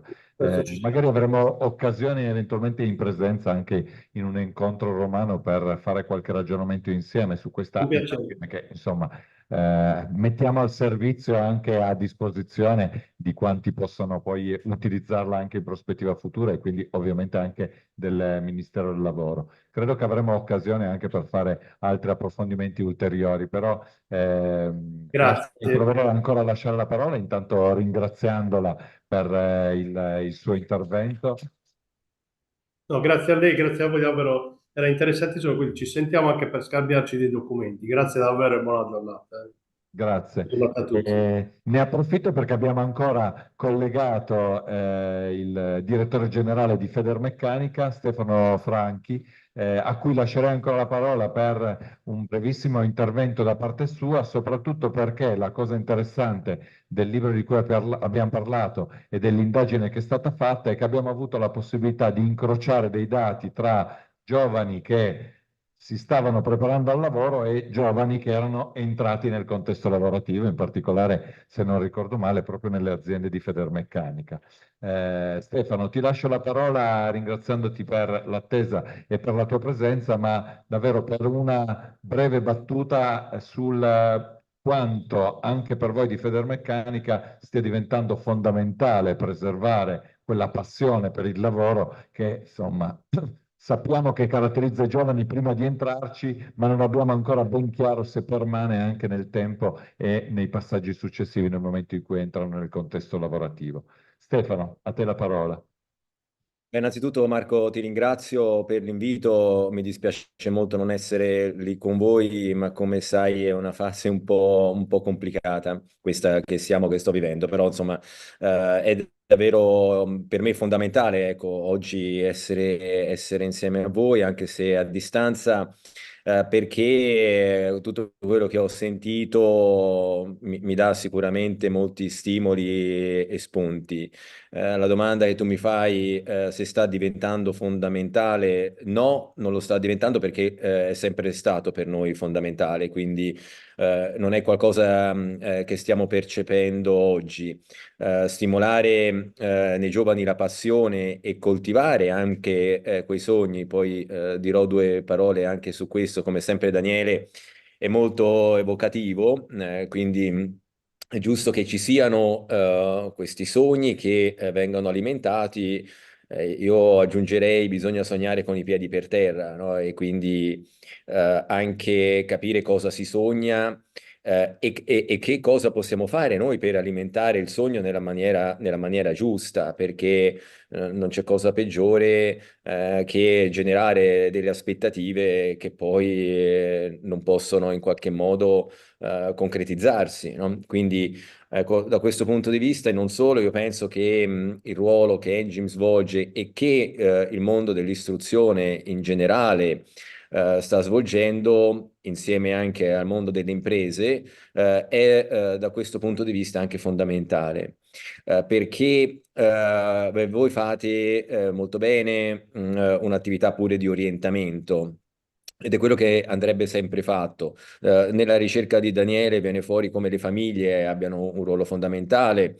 Emergeva anche in una ricerca che Daniele ha fatto per noi, quella in cui emergeva il ruolo del padre, no? Rispetto a quello della madre che viene fuori oggi. Però sicuramente l'orientamento è importantissimo e dall'indagine di Daniele una cosa che ho colto è in qualche modo una sorta di frattura che c'è tra una parte del percorso dell'istruzione nelle medie con poi quello che succede dopo.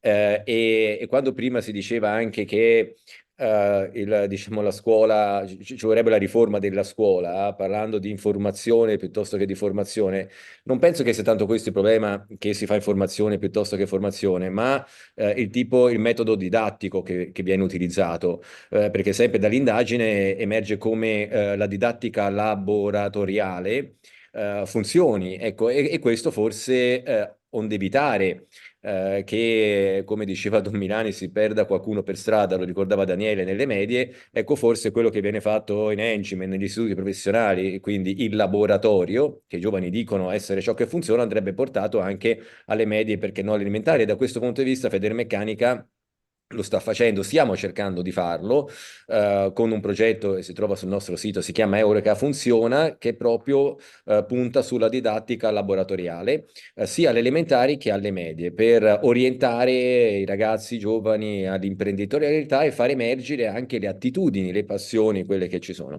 Quindi l'orientamento è marco fondamentale, ma orientamento non solo verso il lavoro. Ecco, una cosa che vorrei toccare, quello che è stato detto un po' da chi mi ha preceduto, sempre sul valore del lavoro e sulla cultura del lavoro. L'assessore diceva giustamente che bisogna parlare di più di lavoro e che oggi, diciamo, ci sono delle aspettative diverse da parte dei giovani. E quell'orientamento dovrebbe essere anche culturale e valoriale, il valore del lavoro e la cultura del lavoro, perché è vero quello che diceva Orioli sul fatto che bisogna rendersi appetibili, però allo stesso tempo ecco, noi dovremmo anche diffondere una cultura del lavoro, una cultura e dei valori del lavoro che siano poi in qualche modo coerenti con il tipo di società in cui siamo e con le transizioni che viviamo. Faccio un esempio molto banale, se a un certo punto, anche ricordando quello che diceva l'assessore, tutti desiderassero non lavorare più o lavorare pochissimo e avere sussidi, ecco, non è che devi sempre renderti appetibile seguendo quello che in un determinato momento è chiamiamolo desiderio. Per questo dicevo, bisogna sognare con i piedi per terra e alimentare i sogni giusti.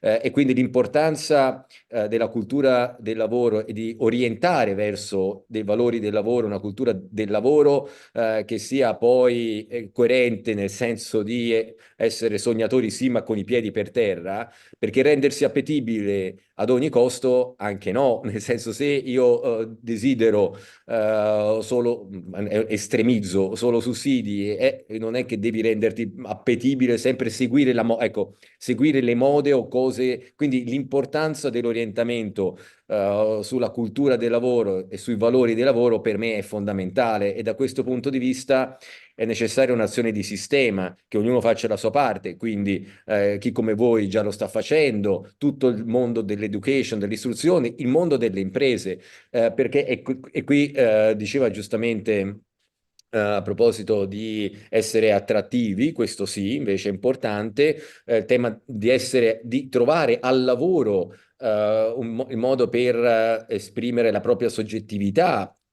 In un'indagine fatta da Daniele per noi, molti dei nostri collaboratori dicevano al lavoro mi sento come a casa, io sono felice, ecco, a proposito di quello che diceva Orioli, e quindi il clima aziendale, ecco, quello sicuramente, è una fase delicatissima, nella quale è importante orientare verso un certo tipo di professioni, ma anche fare orientamento culturale e valoriale quando si parla di lavoro e parlare di più di lavoro, come diceva l'assessore, ed è necessario che appunto sia un'azione di sistema questa, in questo passaggio che c'è da un'epoca ad un'altra, ecco, noi abbiamo una responsabilità ancora più grande nell'alimentare i sogni nei ragazzi e nelle ragazze. Ecco, mi farebbe piacere vedere più ragazze negli istituti tecnici e professionali. Oggi c'è stata una bella testimonianza di una ragazza da voi. Noi purtroppo ancora, quando si parla di meccanica, c'è nell'immaginario collettivo l'idea di un ambiente in cui possono lavorare solo gli uomini, non è così, quindi bisogna anche incidere di più sulle rappresentazioni del lavoro, perché questo poi porta anche ad alimentare i sogni giusti e far sì che ci siano magari più ragazze che sognano di entrare in un'azienda metalmeccanica, meccatronica, perché oggi le nostre fabbriche non sono più, semmai sono state quelle dei tempi moderni di Charlie Chaplin. Quindi ecco, abbiamo tutti una grande responsabilità in questa fase. Bisogna fare molto, ripeto, su l'orientamento non solo lavorativo ma anche culturale e valoriale. Essere appetibili sì, però ecco, anche in questo caso serve equilibrio. Quindi un'azione, perché questo è quello che dobbiamo fare a valle. Bisogna evitare che a valle arrivino dei sogni che non possono essere poi realizzati.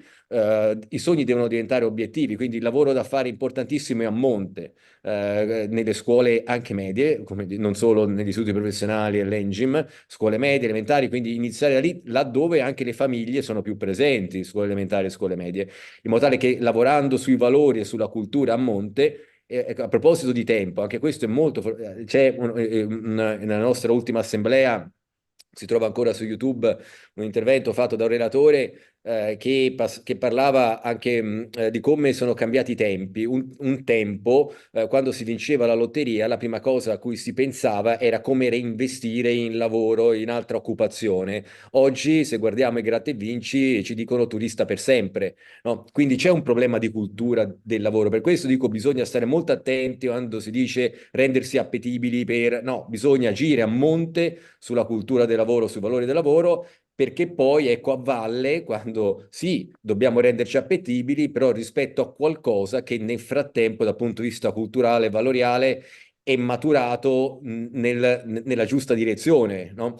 Perché oggi c'è questo problema, appunto, in maniera molto evocativa la nostra assemblea che è intervenuta ha detto questo: un tempo chi vinceva, raccontando anche fatti di cronaca di famiglie che hanno litigato una volta vinto la lotteria su come reinvestire in altra occupazione, altro lavoro. Oggi il primo pensiero che viene quando vince la lotteria, appunto, turista per sempre, la dice lunga, è smetto di lavorare e faccio altro. Per cui il valore del lavoro, che poi è quell'ambiente, nell'ambiente di lavoro si creano relazioni. Io ora sono in Federmeccanica, ma sono stato 17 anni in un'azienda multinazionale. È davvero diciamo, uno spaccato della società in piccolo, dove si creano relazioni, dove si vivono emozioni, dove non c'è solo la parte professionale, ma si cresce come persone.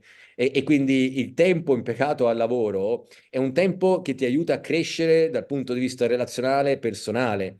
E poi faccio una battuta e chiudo. Quando poi nell'indagine di Daniele si vede la fascia di età, quelli diciamo un po' più in là con l'età, ecco, mi chiedo il motivo per cui, fatto salvo quei lavori gravosi che giustamente possono portare insomma, le persone a staccare prima, ma in molti casi, sappiate, forse lo sapete, se lo sapete ve lo dico, anche una volta raggiunta l'età pensionabile, a tutto pensi fuori che di mollare, anzi cerchi altri rapporti in modo di continuare a lavorare, continuare addirittura a fare pure di più. È perché il lavoro è una cosa importante per vivere, ma lo dimostra il fatto che appunto tante persone che raggiungono, e anche qui ci lamentiamo del fatto che si creano dei tappi per i giovani, ma questo vuol dire.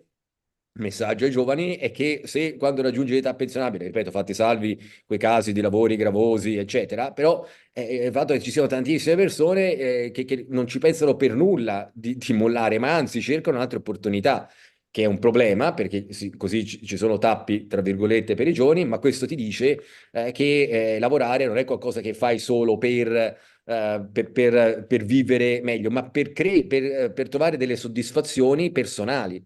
Ecco, questo è diciamo un elemento di fatto, al di là di quello che dicono le indagini, che viviamo quotidianamente, no? E appunto quando raggiungi l'età pensionabile vuoi continuare a fare o quel lavoro o altri lavori e quindi perché questo non solo dal punto di vista economico ma dal punto di vista personale è stata una parte importante della tua vita e quella che evidentemente ti ha dato, non dico più soddisfazioni, ma tantissime soddisfazioni se vuoi continuare a farlo. Per cui ecco, il tema cultura e valori è quello su cui Grazie dobbiamo impegnare. Stefano, direi che hai sollecitato proprio sul tema. Hai sollecitato proprio sul tema dei sogni e delle rappresentazioni sul lavoro e allora ne approfitto, hai citato prima anche una nostra allieva, no, che è intervenuta proprio rispetto al futuro. Adesso chiamo l'altra nostra allieva che invece fa parte dei nostri corsi nell'ambito di ristorazione, giusto? Vero? Vieni, vieni. Allora, Emush è il tuo nome. E anche a te faccio la stessa domanda che abbiamo fatto a Aurora e intanto appunto ne approfittiamo Stefano per proseguire i nostri interventi, ma soprattutto perché l'approfondimento fatto in questo passaggio tra quelli che sono i sogni mentre si studia e quelli che sono i sogni quando si entra nel contesto del lavoro, credo che sia interessante anche collegarlo nella nostra ricerca. L'esperienza di Emush vuole essere di nuovo una piccola risposta alle domande. Intanto che, no, Massimo forse è uscito perché era al telefono, chiede se Walter, se trovate Massimo Tofanini, ditegli se ha voglia intanto di sedersi, eccolo, di sedersi al tavolo, così ne approfittiamo anche per fare il cambio e ti diamo la parola mentre sei direttamente qui. Non passare di qui perché ci sono dei cavi, passato dall'altra parte. Allora, Emush, anche te, la stessa domanda che ho fatto a Aurora, cosa ti conta di più per te nella vita e quale posto occuperà il lavoro nella tua vita? Ti sei preparata? Dopo tutti questi interventi, insomma, hanno già detto tutto. Allora, per me il lavoro, allora, penso che, come ha detto appunto Aurora, io faccio la scuola qui a Venezia e faccio la ristorazione, mi occupo di questo, ho già fatto esperienze di stage anche quest'anno e l'altro anno e sono soddisfatta di quello che ho imparato perché sono riuscita a poi metterlo in pratica nel lavoro, dopo aver lavorato. E, e quindi penso che fare queste esperienze, fare gli stage sia molto utile per i ragazzi che frequentano l'Engim. E basta, quindi io penso che comunque farò sempre questo lavoro riguardo alla ristorazione. Magari in futuro penso a qualcos'altro, però per ora a primo impatto penso a questo. Invece il lavoro nella mia vita è un aspetto fondamentale, importante, però ce ne sono molti altri. Il lavoro è una fonte di soddisfazione, responsabilità e, e che ti occupano la vita. E poi ce ne sono altri, come magari cercare di fare un equilibrio tra altri aspetti della vita, come la salute, le relazioni personali, e altri aspetti oltre al di fuori del lavoro.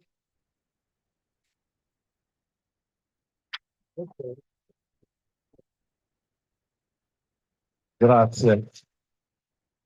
Credo che anche quello che ci ha detto Emush ci richiama proprio, no, al fatto che il lavoro è una delle parti della vita, no? E credo che anche questa caratteristica per i giovani, prima veniva richiamata la passione, comunque non è un'esperienza totalizzante.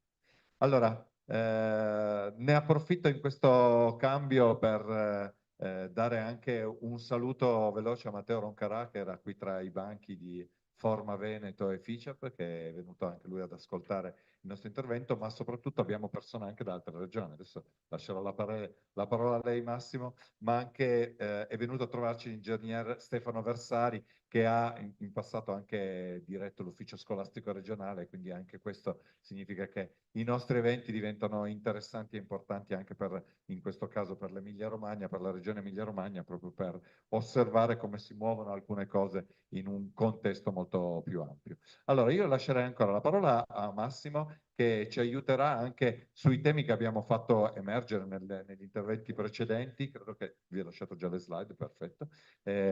Sui temi che abbiamo fatto emergere in precedenza, noi attorno a queste parole chiavi, giovane, lavoro e futuro, anche per chiedere come la Regione Veneto in qualche modo si sta muovendo. Penso che la Regione Veneto in quest'ultimo periodo abbia dato anche segnali del fatto che anticipava, no, anche molte cose che poi pian piano sono successe anche in altre regioni. Per cui lascerò la parola a Massimo e poi ci dedichiamo, ma non tanto di più di un quarto d'ora, per provare a fare a recuperare chi volesse intervenire, alcuni spunti anche dalla sala. Poi qui avevamo presenti anche Giulio Salerno, Emanuele Crisporti, Luigi Bobba, ma lo stesso Padre Antonio. Insomma, se dalla sala ci sono alcuni spunti per rilasciare un'ultima chiusura anche ai due esperti che sono arrivati, che sono intervenuti per primi, quindi Daniele e James, anche per aiutarci a chiudere, no, la mattinata. Poi proveremo a lanciare delle conclusioni. Massimo, grazie a lei per la presenza anche qui. So che l'ex assessore a questo punto Donazzan voleva provare a passare, ma forse l'aereo, ai tempi dell'aereo, non l'hanno permesso di essere presente in modo più puntuale. A lei la parola. Buongiorno a tutti, infatti avete visto che sono uscito perché mi aveva contattato. Una precisazione, fino al 19 è ancora il nostro assessore. Noi ce la teniamo stretta anche gli ultimi giorni. Allora, intanto buongiorno a tutti. Allora, devo dire che è stato abbastanza complicato cercare di mettere insieme quello che abbiamo fatto come Regione del Veneto nell'ultimo periodo e che stiamo facendo per i giovani, anche perché chi lavora con noi lo sa, per noi l'argomento e la tematica dei giovani, di tutto ciò che è connesso ai giovani, è l'elemento che è stato sempre fondamentale. Siamo sempre stata la regione che nell'ambito delle politiche del Fondo Sociale ha messo il maggior numero di risorse sulla parte che poi andava a coinvolgere i giovani in prima battuta, quindi la formazione iniziale. Anche nella programmazione 21-27 abbiamo fatto questo con la priorità occupazione giovanile. E diciamo in questo, adesso nelle varie slide che stanno susseguendosi, l'elemento cuore appunto erano i destinatari di età inferiore ai 18 anni, quindi dal ciclo di programmazione dai 14 anni in su. In realtà, come sapete bene, se i ragazzi partono con molto vicini ai 18 anni per una serie di insuccessi o comunque di trascorsi nella vita scolastica, questo comporta una problematica che fa in modo che il ragazzo rimanga all'interno del mondo della formazione professionale anche con una, come posso dire, anche per un periodo che accavalla la minore età e la maggiore età. Tra le iniziative che abbiamo posto in essere, quindi quella relativa alla formazione iniziale, non è l'unica all'interno dell'occupazione giovanile, perché c'è anche una parte che riguarda gli FTS e anche altre piccole realtà. Però il cuore, diciamo, sui 245 milioni che vedete, la parte dominante, quindi 224 milioni di euro per il settennio, sono destinate puntualmente alla formazione iniziale.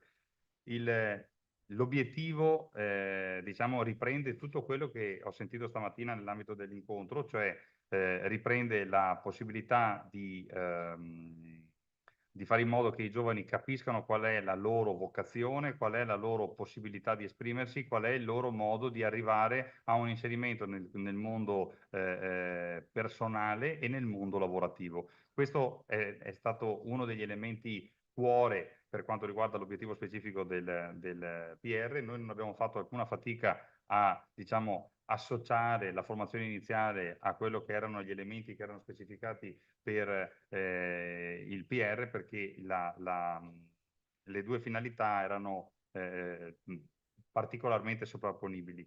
Per quanto riguarda quindi la finalità dell'occupazione giovanile, quindi l'orientamento della persona, ma successivamente l'accesso all'occupazione, l'acquisizione delle competenze, la sperimentazione e l'inserimento rapido. Questi, diciamo, sono gli elementi che, se guardiamo qualsiasi dato di placement per quanto riguarda la formazione iniziale, sono particolarmente evidenti, soprattutto se consideriamo un tasso sia dal punto di vista dell'inserimento lavorativo e dall'altra parte della prosecuzione degli studi, dati gli strumenti che sono stati descritti anche prima, cioè quelli previsti per l'avvicinamento al mondo accademico o comunque alla formazione terziaria con gli ITS, oppure al reinserimento nell'ambito della scuola professionale con il quarto anno o comunque con la scuola statale per quanto riguarda il quinto anno per ora. Per quanto riguarda quindi gli interventi, oltre a questo abbiamo agganciato anche il potenziamento del sistema formativo, facendo in modo che appunto ci sia una rete che possa accogliere i ragazzi, e dall'altra parte anche la mobilità formativa professionale e il supporto all'autoimprenditorialità. Per quanto riguarda le dotazioni del PR Veneto, abbiamo visto la priorità 4 con la dotazione di 245 milioni, di cui 224 puntuali per la parte relativa ai giovani. Le altre priorità, la 1, la 2 e la 3, comunque sono legate all'inserimento lavorativo o comunque all'istruzione e formazione o all'inclusione sociale, e anche queste prevedono la possibilità di avere come soggetti che possono beneficiare delle iniziative i giovani. Per quanto riguarda quindi, vabbè, la formazione iniziale l'abbiamo descritta prima, volevo solo aggiungere una cosa collegandomi a quello che diceva il dottor Temussi prima, con cui lavoriamo in modo molto stretto. Anche stamattina eravamo con alcuni suoi collaboratori proprio per confrontarci sugli aspetti che riguardano la formazione iniziale, le risorse comunitarie e le risorse PNRR, perché in questo momento è proprio vero quello che è stato detto dal dottor Temussi, le risorse sono tantissime, la difficoltà è che avendo destinazioni vincolate e avendo obiettivi che in alcuni casi si accavallano, la problematica è riuscire a spendere quelle risorse garantendo il raggiungimento dei target e allo stesso tempo facendo quello che è utile per il Veneto. E questo devo dire che di giorno in giorno diventa sempre più complicato.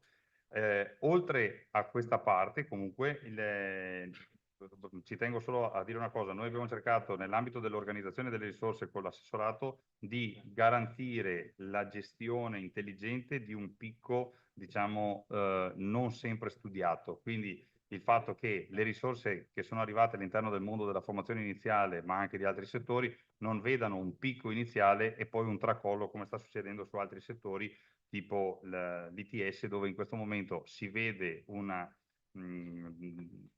posso dire, un arricchimento delle risorse, un arricchimento dei percorsi, una presenza di un'offerta finalmente significativa, ma non si vede uno sbocco per il futuro in questa fase, e questo, diciamo, in termini di programmazione a livello di strutture come è la regione non va bene, quindi noi diciamo, siamo rimasti un po' indietro rispetto a questo modo che è stato adottato a livello nazionale, e diciamo che speriamo di essere in grado di raccogliere i cocci.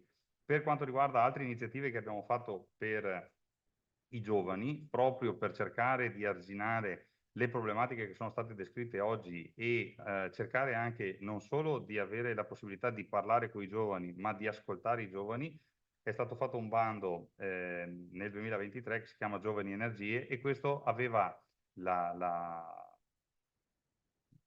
voglia, ci sembra anche che stia funzionando come iniziativa, l'intenzione di fare emergere quelle che erano le situazioni di soggetti che appunto si erano seduti rispetto al mondo per una serie di motivi anche diversi, e quindi cercando di vedere quali potevano essere delle realtà territoriali che potevano stimolare i giovani ad avvicinarsi a dei percorsi che potevano renderli di nuovo coinvolti, di nuovo attivi, o in termini di studio o in termini di inserimento nel mondo del lavoro, non direttamente, perché l'iniziativa, appunto, siccome quando viene fatto un taglio che poi è legato all'occupazione, tante volte il taglio legato all'occupazione può essere fuorviante nel momento in cui le persone sono particolarmente inattive, e soprattutto se giovani. E quindi questa iniziativa è stata fatta proprio per diciamo, ricoinvolgere i ragazzi, ricoinvolgere i giovani nel sistema paese, ok? Di una realtà territoriale. Dopodiché a questo sono state legate altre iniziative che descriverò dopo, che invece hanno la finalità di coinvolgere, diciamo, una persona già attiva, perlomeno nel contesto in cui viviamo, in modo tale che questo possa essere già orientata a dire: ok, adesso sono ripartito rispetto a un sistema, e rispetto a quel sistema cerco di vedere quello che mi piace e che posso fare. Anche noi abbiamo notato che in questo momento le iniziative che vengono poste in essere hanno un'attrattività più bassa, gli enti della formazione che stanno lavorando con noi e che lavorano con noi, io sono su questo settore da 18 anni, quindi insomma è un po' di tempo che vedo, e devo dire che per la prima volta nel 2023 abbiamo visto, nonostante è vero che ci sia una concomitanza di risorse e di offerte, però il numero di soggetti che si avvicina alle iniziative è, secondo me, alto, ma non alto come dovrebbe essere. Quindi vuol dire che c'è comunque un cambio di sensibilità da parte dei soggetti che potrebbero partecipare, o perché una cosa non viene veicolata nel modo giusto, o perché se veicolata comunque non viene capita. Per quanto riguarda la parte quindi di questa iniziativa, però la finalità non era fare dei numeri, ma era cercare di capire come creare il dialogo con le persone e soprattutto creare anche un salvadanaio di informazioni, di conoscenza delle persone inattive in fascia giovane per capire come muoversi per il futuro. Oltre a questo, come dicevo, che era l'iniziativa di attivazione, vi sono altre iniziative tipo Work Experience, che sono iniziative che abbiamo sempre posto in essere, ma in questo caso l'abbiamo cambiata totalmente, prevedendo di fare delle attività molto più brevi, cioè con la durata massima di 6 mesi, in modo tale da stimolare la persona ad un percorso più breve e ad un'iniziativa di avvicinamento al mondo del lavoro più breve, proprio per evitare quello che si diceva prima sul fatto che a volte i giovani dicono: ma perché un percorso deve durare un anno, ma perché un'attività deve durare, devo andare all'università 4 anni? Quindi questo tipo di iniziativa l'abbiamo capita anche noi, abbiamo cercato di vedere se modificando la tempistica vi era una risposta diversa in termini di gradimento da parte dei potenziali utenti. L'altra iniziativa che abbiamo posto in essere, questa diciamo legata più alle figure che secondo me credono nella parte diciamo di passione per lo studio, quindi nell'ambito degli assegni di ricerca è un mondo di nicchia limitato delle figure che vedono all'interno del loro percorso di studio invece una possibilità di realizzazione e una possibilità di prosecuzione dell'avvicinamento al mondo accademico. In questo caso avevamo messo 5 milioni di euro. E invece l'altra iniziativa di cui parlavo prima è l'iniziativa Passi, che sono dei percorsi di attivazione per lo sviluppo sociale e l'inserimento lavorativo. In questo caso questa iniziativa ha l'intenzione appunto di creare un'attività di orientamento puntuale nei confronti delle varie figure e dei voucher che permettano poi di avere la possibilità di frequentare le attività e successivamente diciamo, l'attivazione delle persone e il rientro nelle possibilità di occupazione. Come dicevo prima, questo è quello che abbiamo fatto nell'ambito del Fondo Sociale Europeo, in alcuni casi in parallelo alle risorse del PNRR per quanto riguarda la parte del duale. Oltre a questo, sapete che in Veneto stanno arrivando nell'arco di 3 anni e mezzo circa 300 milioni di euro di risorse del PNRR GOL, che è l'iniziativa per l'occupazione dei giovani, insomma, e con diverse linee di attività, quindi legate sia all'upskilling che al reskilling e all'inclusione sociale. È chiaro che qui ci sono gli utenti, possono essere sia i giovani, sia le donne, che i lavoratori oltre i 55 anni e i disoccupati. È chiaro che questa iniziativa sta facendo da leone rispetto alle politiche per i disoccupati. Purtroppo l'approccio che è stato dato, come diceva prima il dottor Temussi, nel momento in cui è stata creata questa iniziativa, è stata creata affrontando un mondo pieno di disoccupazione a seguito della crisi Covid che oggi non c'è. Quindi il numero di disoccupati su cui è stato tarato questo programma non è quello reale, fortunatamente, ma questo è anche un problema perché essendo stato tarato su numeri altissimi, non tiene conto assolutamente che con numeri più bassi le problematiche sono comunque molto forti perché è molto difficile coinvolgere le persone inattive rispetto al coinvolgere persone in una marea di disoccupati, alcuni disoccupati, e questo sta rendendo molto difficile l'applicazione di questa cosa che noi stiamo cercando di fare comunque nel migliore dei modi e diciamo come numeri siamo comunque se non i primi, tra i primi due a livello nazionale, come cerchiamo sempre di essere. Stiamo cercando di vedere che tipo di modifiche riuscirà a fare il governo insieme in termini di trattativa con la Commissione europea per capire se si riuscirà a mettere in piedi dei percorsi, come si diceva prima, non più diciamo formativo-scolastici tradizionali che diciamo perdono anche la possibilità di essere attrattivi anche nei confronti delle persone che normalmente invece si avvicinerebbero a un percorso se avesse caratteristiche diverse. Questa diciamo è un po' una sofferenza che abbiamo su questa realtà, perché avendo tante risorse ma avendo dei vincoli rispetto alla modalità di esecuzione ci sta facendo preoccupare, però stiamo cercando di capire anche con lo Stato centrale, abbiamo un incontro il 19 luglio, quali potrebbero essere le possibili modifiche che potrebbero darci in modo tale da poter raggiungere gli obiettivi con un miglior risultato per il territorio. Grazie.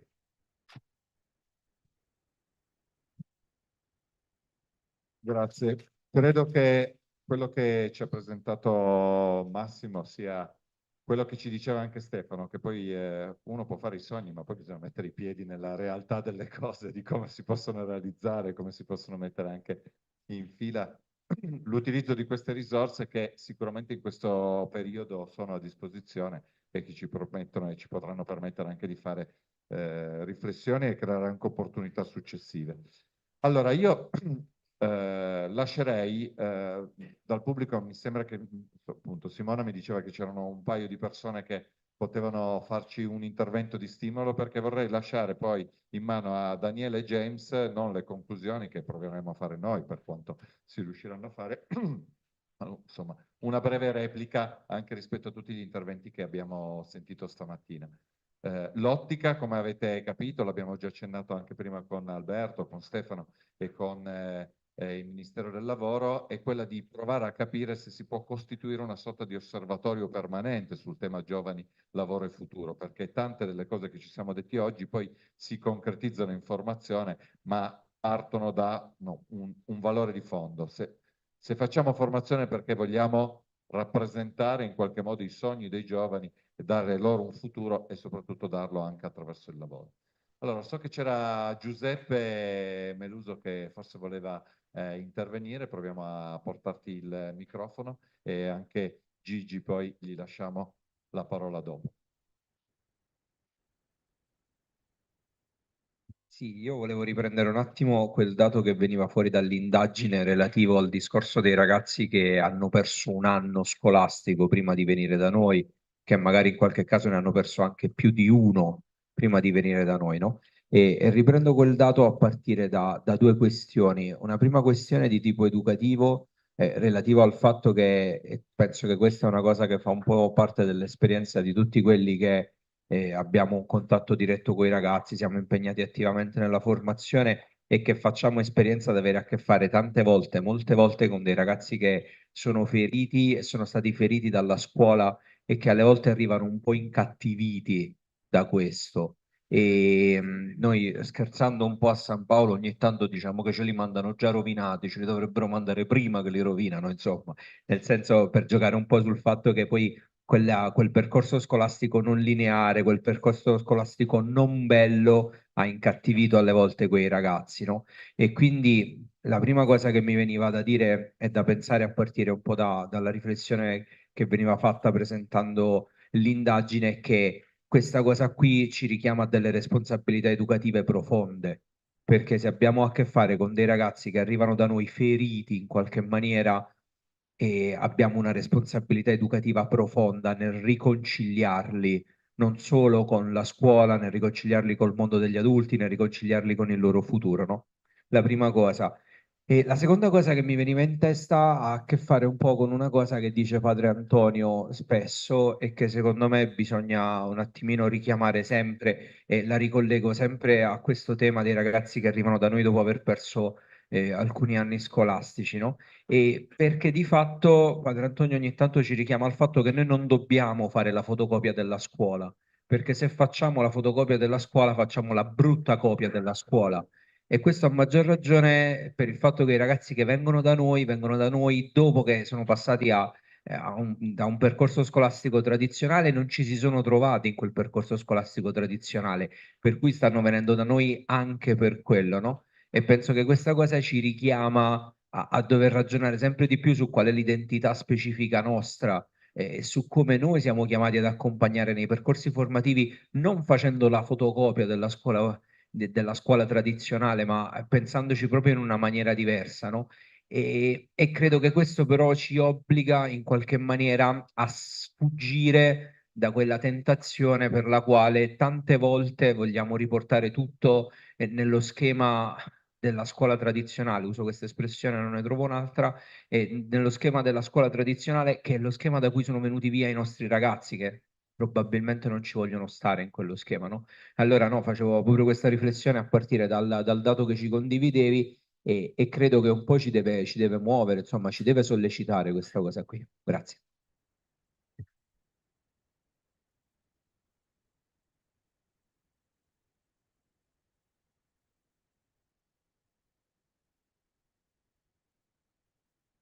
Volevo fare si sente? Volevo fare due domande un po' a Daniele e a Calleja. La prima domanda a Daniele è questa.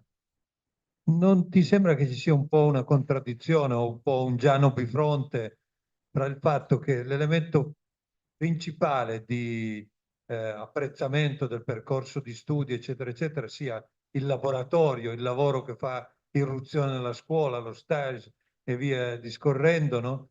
E quel, diciamo così, un po' impoverimento del valore del lavoro, no? Lì sembrerebbe essere il vero diamante, no? Che dà successo a quei percorsi che erano considerati un po', diciamo, marginali, no? Quindi così mi ha colpito questa. E l'altra domanda che è un po' a ping pong fra tutti e due, no? Tanto ho imparato che la CSR non è solo la Corporate Social Responsibility, ma la community, no? E il fatto che abbia messo nel tuo collegio un obbligo, no? Però questo mi sembra che fa un po' a pugni con quel dato che anche Daniele ha sottolineato, che religione, politica e impegno civico-sociale sono l'elemento veramente più declinante rispetto alle generazioni adulto-anziane, no? E quindi forse è un elemento di criticità e magari anche di opportunità. Volevo sentire una qualche parola. Grazie Gigi. C'era ancora Danilo, dov'è? Ah, anche Emanuele, ti lasciamo.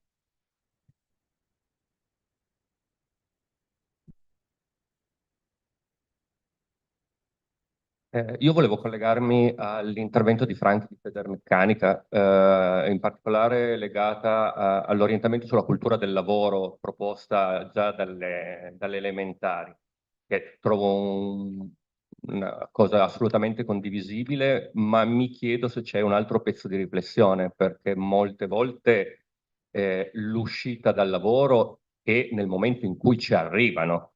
Quindi capire anche da un punto di vista aziendale, non solamente dalla parte prima, che cosa è fattibile. Dopotutto le aziende sono l'altra metà delle nostre utenze. Metà sono i nostri ragazzi e l'altra metà sono le nostre aziende. Avere un riferimento su questo ci permetterebbe di poter intervenire anche in questa parte.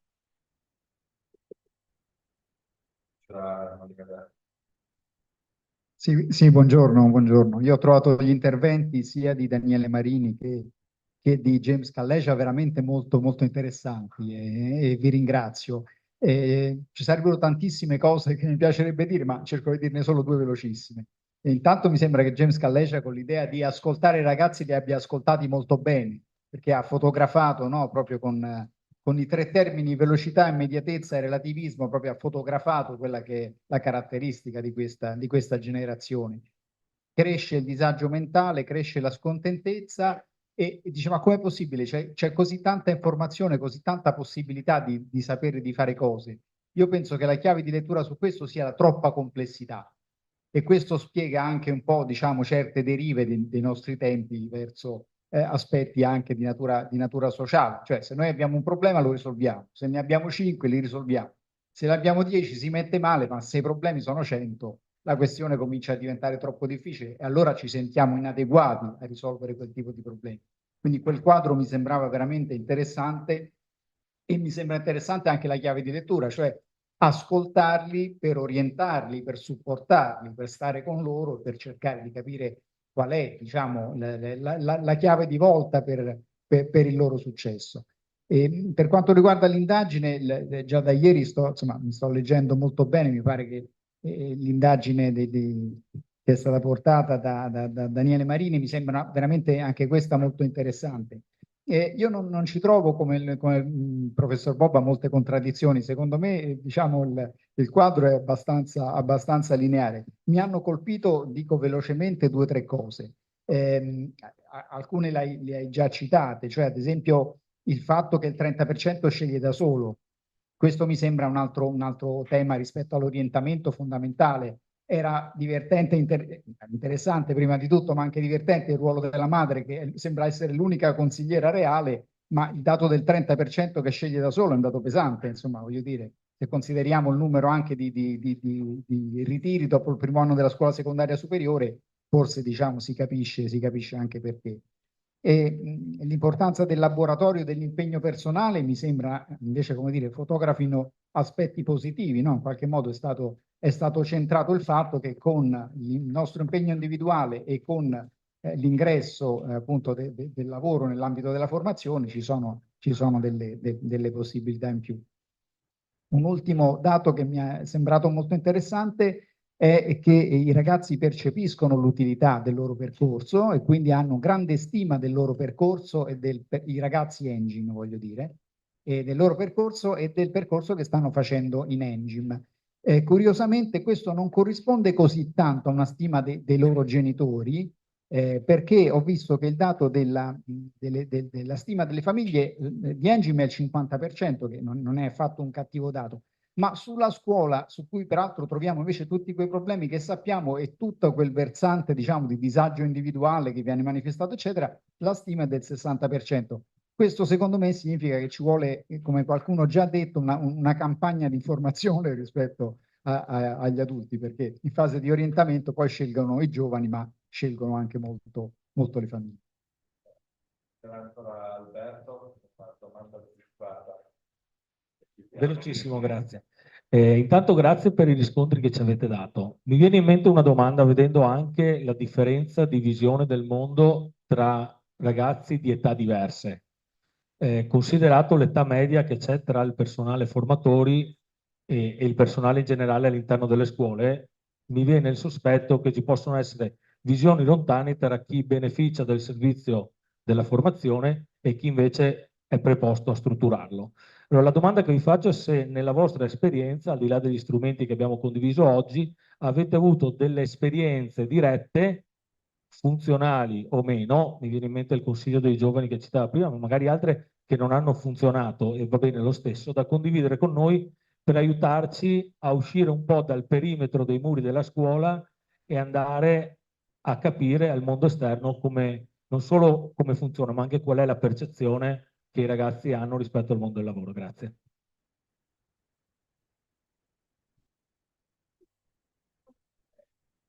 Non è una domanda, è solo una sollecitazione riguardo al ruolo della famiglia, perché quando prima si è detto ci rimandano già rovinati la scuola, probabilmente quella scuola classica, tradizionale, è stata scelta dalla famiglia che ha forzato che il ragazzo magari non vuole, e l'altra è che invece voleva magari andare in Engine e alle volte magari non c'è posto. E l'altra, come possiamo comunicare con le famiglie affinché siano veramente dei alleati.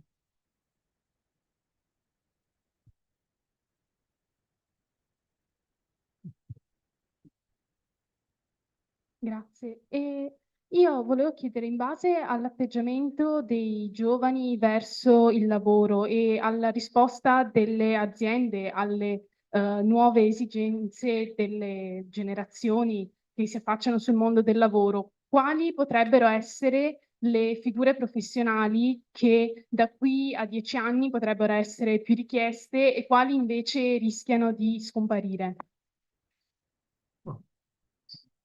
Grazie.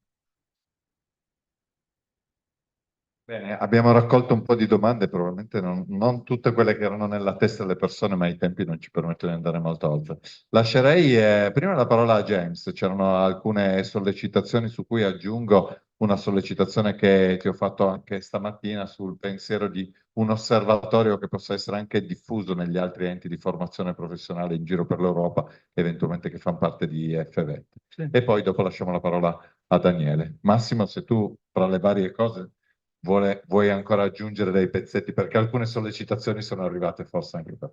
Prego. Posso usare questo? Sì? Sì, sì. Intanto grazie delle idee, tanti spunti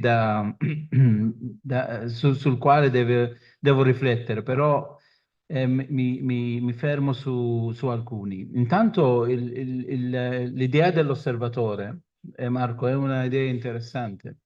L'abbiamo avuto nel nostro paese circa 15 anni fa, però abbiamo chiesto se osservare is enough, perché osservare è una cosa, però deve osservare per almeno agire, il che vuol dire che la sua ambizione è quella di essere un agente tra lavoro e giovani, essere qualcuno che aiuta i giovani a capire cos'è il mondo del lavoro e far capire quelli che gli employers a capire bene i giovani cosa vogliono, quale tipo di formazione è necessaria per lavorare nel modo più produttivo e responsabile. Quello che abbiamo trovato da noi al collegio è l'apprendistato ha fatto una rivoluzione, una grande rivoluzione nel nostro modo di apprendimento.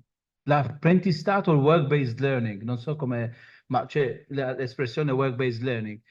Il 60% dei nostri programmi sono tutti work-based learning. 20% dell'ECTS, del credito, tu devi andare da qualche parte a fare lavoro oppure fare il Community Social Responsibility. Lo so, con alcuni dei giovani non è popolare, però con alcuni altri è molto popolare. Loro vanno dappertutto, cioè fanno quello che vogliono, ovviamente dandoci dei rapporti anche dove vanno, che tipo di community social responsibility hanno fatto. Però è stato un successo nel nostro collegio. Per cui questi due dati, l'apprendistato, il work-based learning e il community social responsibility, hanno creato una cultura diversa nel modo di vivere di questi giovani. E il fatto che loro vanno via dal collegio, non stanno lì tutti i giorni, tutte le settimane, tutti i mesi dell'anno accademico. Questi sono due dati molto importanti. Però io mi soffermo 2 minuti su 3 parole che ho accolto qui negli interventi. La prima è la comunicazione, che è molto importante, che sta rivoluzionando tutto quanto facciamo. E per i giovani la comunicazione sta diventando il loro linguaggio per vivere, per trovare lavoro, per essere contenti, per essere scontenti. Quello che io auguro è che dobbiamo aiutare i giovani a parlare dei giovani. Noi abbiamo le competenze per farlo e aiutare quelli che non sono più giovani ad ascoltare i giovani. E questo anche è un dato molto importante. Per cui per me la comunicazione ha sconfitto tutti i territori sociopolitici. Siamo diventati veramente un villaggio, un piccolo villaggio, e tutte le culture, tutte le trends, tutto quanto sta influenzando il modo di vivere, il modo di pensare. Il secondo, il riferimento al denaro. Lo so, il denaro è stato dai tempi, ma il denaro sta diventando il modo di essere, non so. I giovani oggi, almeno nel mio paese, ma anche in altri paesi, particolarmente nei paesi dove c'è la disoccupazione, come la Grecia, come i paesi dell'est, no? Il denaro sta diventando una cosa su cui uno deve fare qualsiasi lavoro per acquistare il denaro. E bisogna pensare un po' su questo valore del denaro, e mi è piaciuta quel quotation, no? Di andare a lavorare per comprare un'auto per andare a lavorare. E il denaro sta diventando così, no? Fare il denaro per avere più denaro. Il terzo, la riforma della formazione. Non dico più la riforma della scuola, perché sono stanco di parlare della riforma della scuola dopo tanti anni, ma la riforma della formazione. Chi prende l'iniziativa di farla? Perché i giovani continuano a chiedere questa riforma e noi dobbiamo capire il perché. Il perché è perché loro si imparano, l'informazione viene da qui, non da me. Allora qual è il mio ruolo? Di facilitare come far usare questo. Però io non posso garantire che quello che dico ai giovani loro lo fanno. Per cui questo è il nostro, come descrivono, il primo nemico è il nostro alleato più potente coi giovani. E dobbiamo accettare questa realtà, come l'intelligenza artificiale. Stavo parlando col professore, e da noi ha creato, non so, un tsunami di natura spaventosa, no? Se copiano, se non fanno gli assignments, i tesi sono tesi di laurea che sono autentici e non autentici, abbiamo dei platforms per vedere tutto quanto. È una realtà questa. Allora, stiamo facendo quello che non abbiamo fatto prima e che voi qua in Italia state facendo da tanto tempo, l'esame orale. L'esame orale. Allora, il ragazzo è qua, io sono qua. È sparita l'intelligenza artificiale lì. E sono in panico, Sono in panico. Allora stiamo facendo un po' di bilancio fra the written assignment, quello che tu scrivi, ma quello che tu dici è più importante. E non è facile affrontare questa nuova cultura, che per voi è una cultura. Io già a Padova facevo i miei esami orali con tutti quanti che mi ascoltano, però è una soluzione per fare i giovani adulti e allora più responsabili di quello che ascoltano, di quello che vedono, di quello che parlano e di quello che fare. Grazie. Non so, forse Daniele, se c'era Massimo che voleva aggiungere qualche elemento e forse qualche stimolo A anche me più è rimasto concreto. impresso l'aspetto legato alla prima domanda, quella legata al fatto che i ragazzi arrivino in una realtà come la formazione professionale dove magari hanno già destinato 1 o 2 anni ad attività diverse che poi si sono rivelate non essere la scelta giusta, no? E noi come Regione del Veneto da anni stiamo facendo progetti per quanto riguarda l'orientamento e l'orientamento corretto, e la fatica più grande che abbiamo fatto è stata quella di destatalizzare l'orientamento, nel senso che io vengo da una casa dove io lavoro nell'ambito della formazione professionale, mio fratello è il docente al liceo, no? E una delle litigate più grandi che facciamo il sabato quando mangiamo insieme è: sei sicuro che se al liceo hai più iscritti dell'anno precedente hai fatto qualcosa di buono per le persone? Perché il problema è il fatto che magari qualcuno vada al liceo e poi rimanga lì fino alla fine di febbraio, e poi alla fine di febbraio ci troviamo a gestirlo voi o noi come regione per capire come bilanciare le classi. In realtà lui mi dice che l'orientamento lo fa bene, quindi il tasso di abbandono è basso, può darsi che cioè, mi fido delle sue capacità, però è un argomento importante, quello che stiamo cercando di fare, ad esempio adesso con un progetto si chiama Orientati, che è proprio legato al fatto di aver cambiato la modalità di fare l'orientamento, proprio collegati al fatto, a quello che si diceva prima, no? Che tante volte la scelta viene fatta dai genitori e in una delle analisi che abbiamo fatto, che avete visto anche voi perché l'ha presentata Fabio Menin, maggiore è il tasso di scolarizzazione dei genitori e maggiore è l'ingerenza nella scelta scolastica dei figli, no? Cioè, più uno studia, più uno dovrebbe capire che la scelta deve essere autonoma. Mio papà era agricoltore e mi ha detto nella vita devi fare quello che vuoi. Pare che questa cosa non sia capita dall'analisi che abbiamo fatto e il risultato è che abbiamo cambiato il modo di fare orientamento, non facendo più orientamento solo sulle scuole, ma facendo un percorso di orientamento con seminari nei confronti delle famiglie, in modo tale da vedere se riusciamo a limitare questo fenomeno di grosso errore che stanno facendo i genitori. Anche perché tante volte, essendosi ridotto il tempo di dialogo tra genitori e figli, viene più facile imporre qualcosa, tanto comunque il confronto è difficile, che non ragionare su qualcosa o ancora meno accettare l'idea che forse la scelta che sta facendo il figlio, che è diversa da quella che tu avevi in testa, è migliore della tua. Grazie. Daniele, a te non le conclusioni perché... Ma c'erano un po' di sollecitazioni sulle domande e anche sulle percentuali. Però, come è caldo, siamo stanchissimi, dei tweet. Allora, sul tema del volontariato, che è stato sollevato come... Mi sentite? Sì. Sul tema del volontariato, oltre all'esperienza che riportava, vi ricordo che per esempio anche la LUIS obbliga i propri iscritti, i propri studenti a fare del volontariato anche in paesi esteri.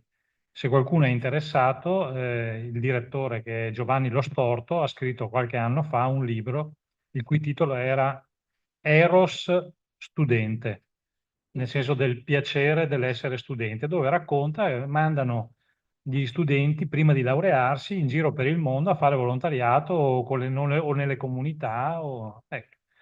Quindi probabilmente immaginare che ci sia anche un tirocinio legato ad attività di volontariato potrebbe essere anche per un modo per riscoprire una sorta di educazione religiosa, per esempio. Sul tema dell'identità della formazione mi trovo assolutamente d'accordo con Giuseppe di San Paolo, e io lo sapete, insisto da diverso tempo, bisogna cercare di abbattere il pregiudizio nei confronti degli enti di formazione professionale come se, ed è nell'immaginario collettivo, sono alla base della piramide dell'importanza dell'istruzione, determinata qui sì dalla riforma di 100 anni fa di Gentile, però bisogna lavorare sull'identità che deve essere, sono d'accordo con Padre Antonio, deve essere una scuola diversa dalla scuola tradizionale. E qui l'elemento lavoro diventa importante. Guardate qual è l'investimento in termini di comunicazione e di importanza che è stato dato in questi ultimi anni agli ITS. E la formazione professionale non è un ITS pre-ITS? Allora proviamo a ragionare da questo punto di vista. L'ultima cosa, il paradosso che segnalava Gigi Bobba dell'importanza del lavoro di minor peso. La riduco così perché sarebbe... E ce l'hanno testimoniato le due ragazze con quello che hanno detto. Siamo passati, e loro sono passati, in virtù anche di questo, da una gerarchia verticale a un condominio orizzontale dei valori. Per cui non è che il lavoro non sia più importante. È importante, ma ci sono altre cose che hanno una medesima importanza e quindi, come dire, loro sono portatori di questa nuova istanza. Provate a pensare, per esempio, nelle imprese. Le imprese ormai sanno che un giovane o una giovane va lì, se gli dai delle opportunità di crescita rimane 2, 3, 4 anni, poi taglia la corda. E allora l'impresa dice, ma io perché devo investire nella sua formazione se poi se ne va via? Mettiamocela via, cioè loro sono fatti così. cioè il lavoro è un percorso di carriera. Puoi cercare di trattenerli per un po', ma non più di tanto, perché poi se ne andranno via. Ed è un cambiamento culturale.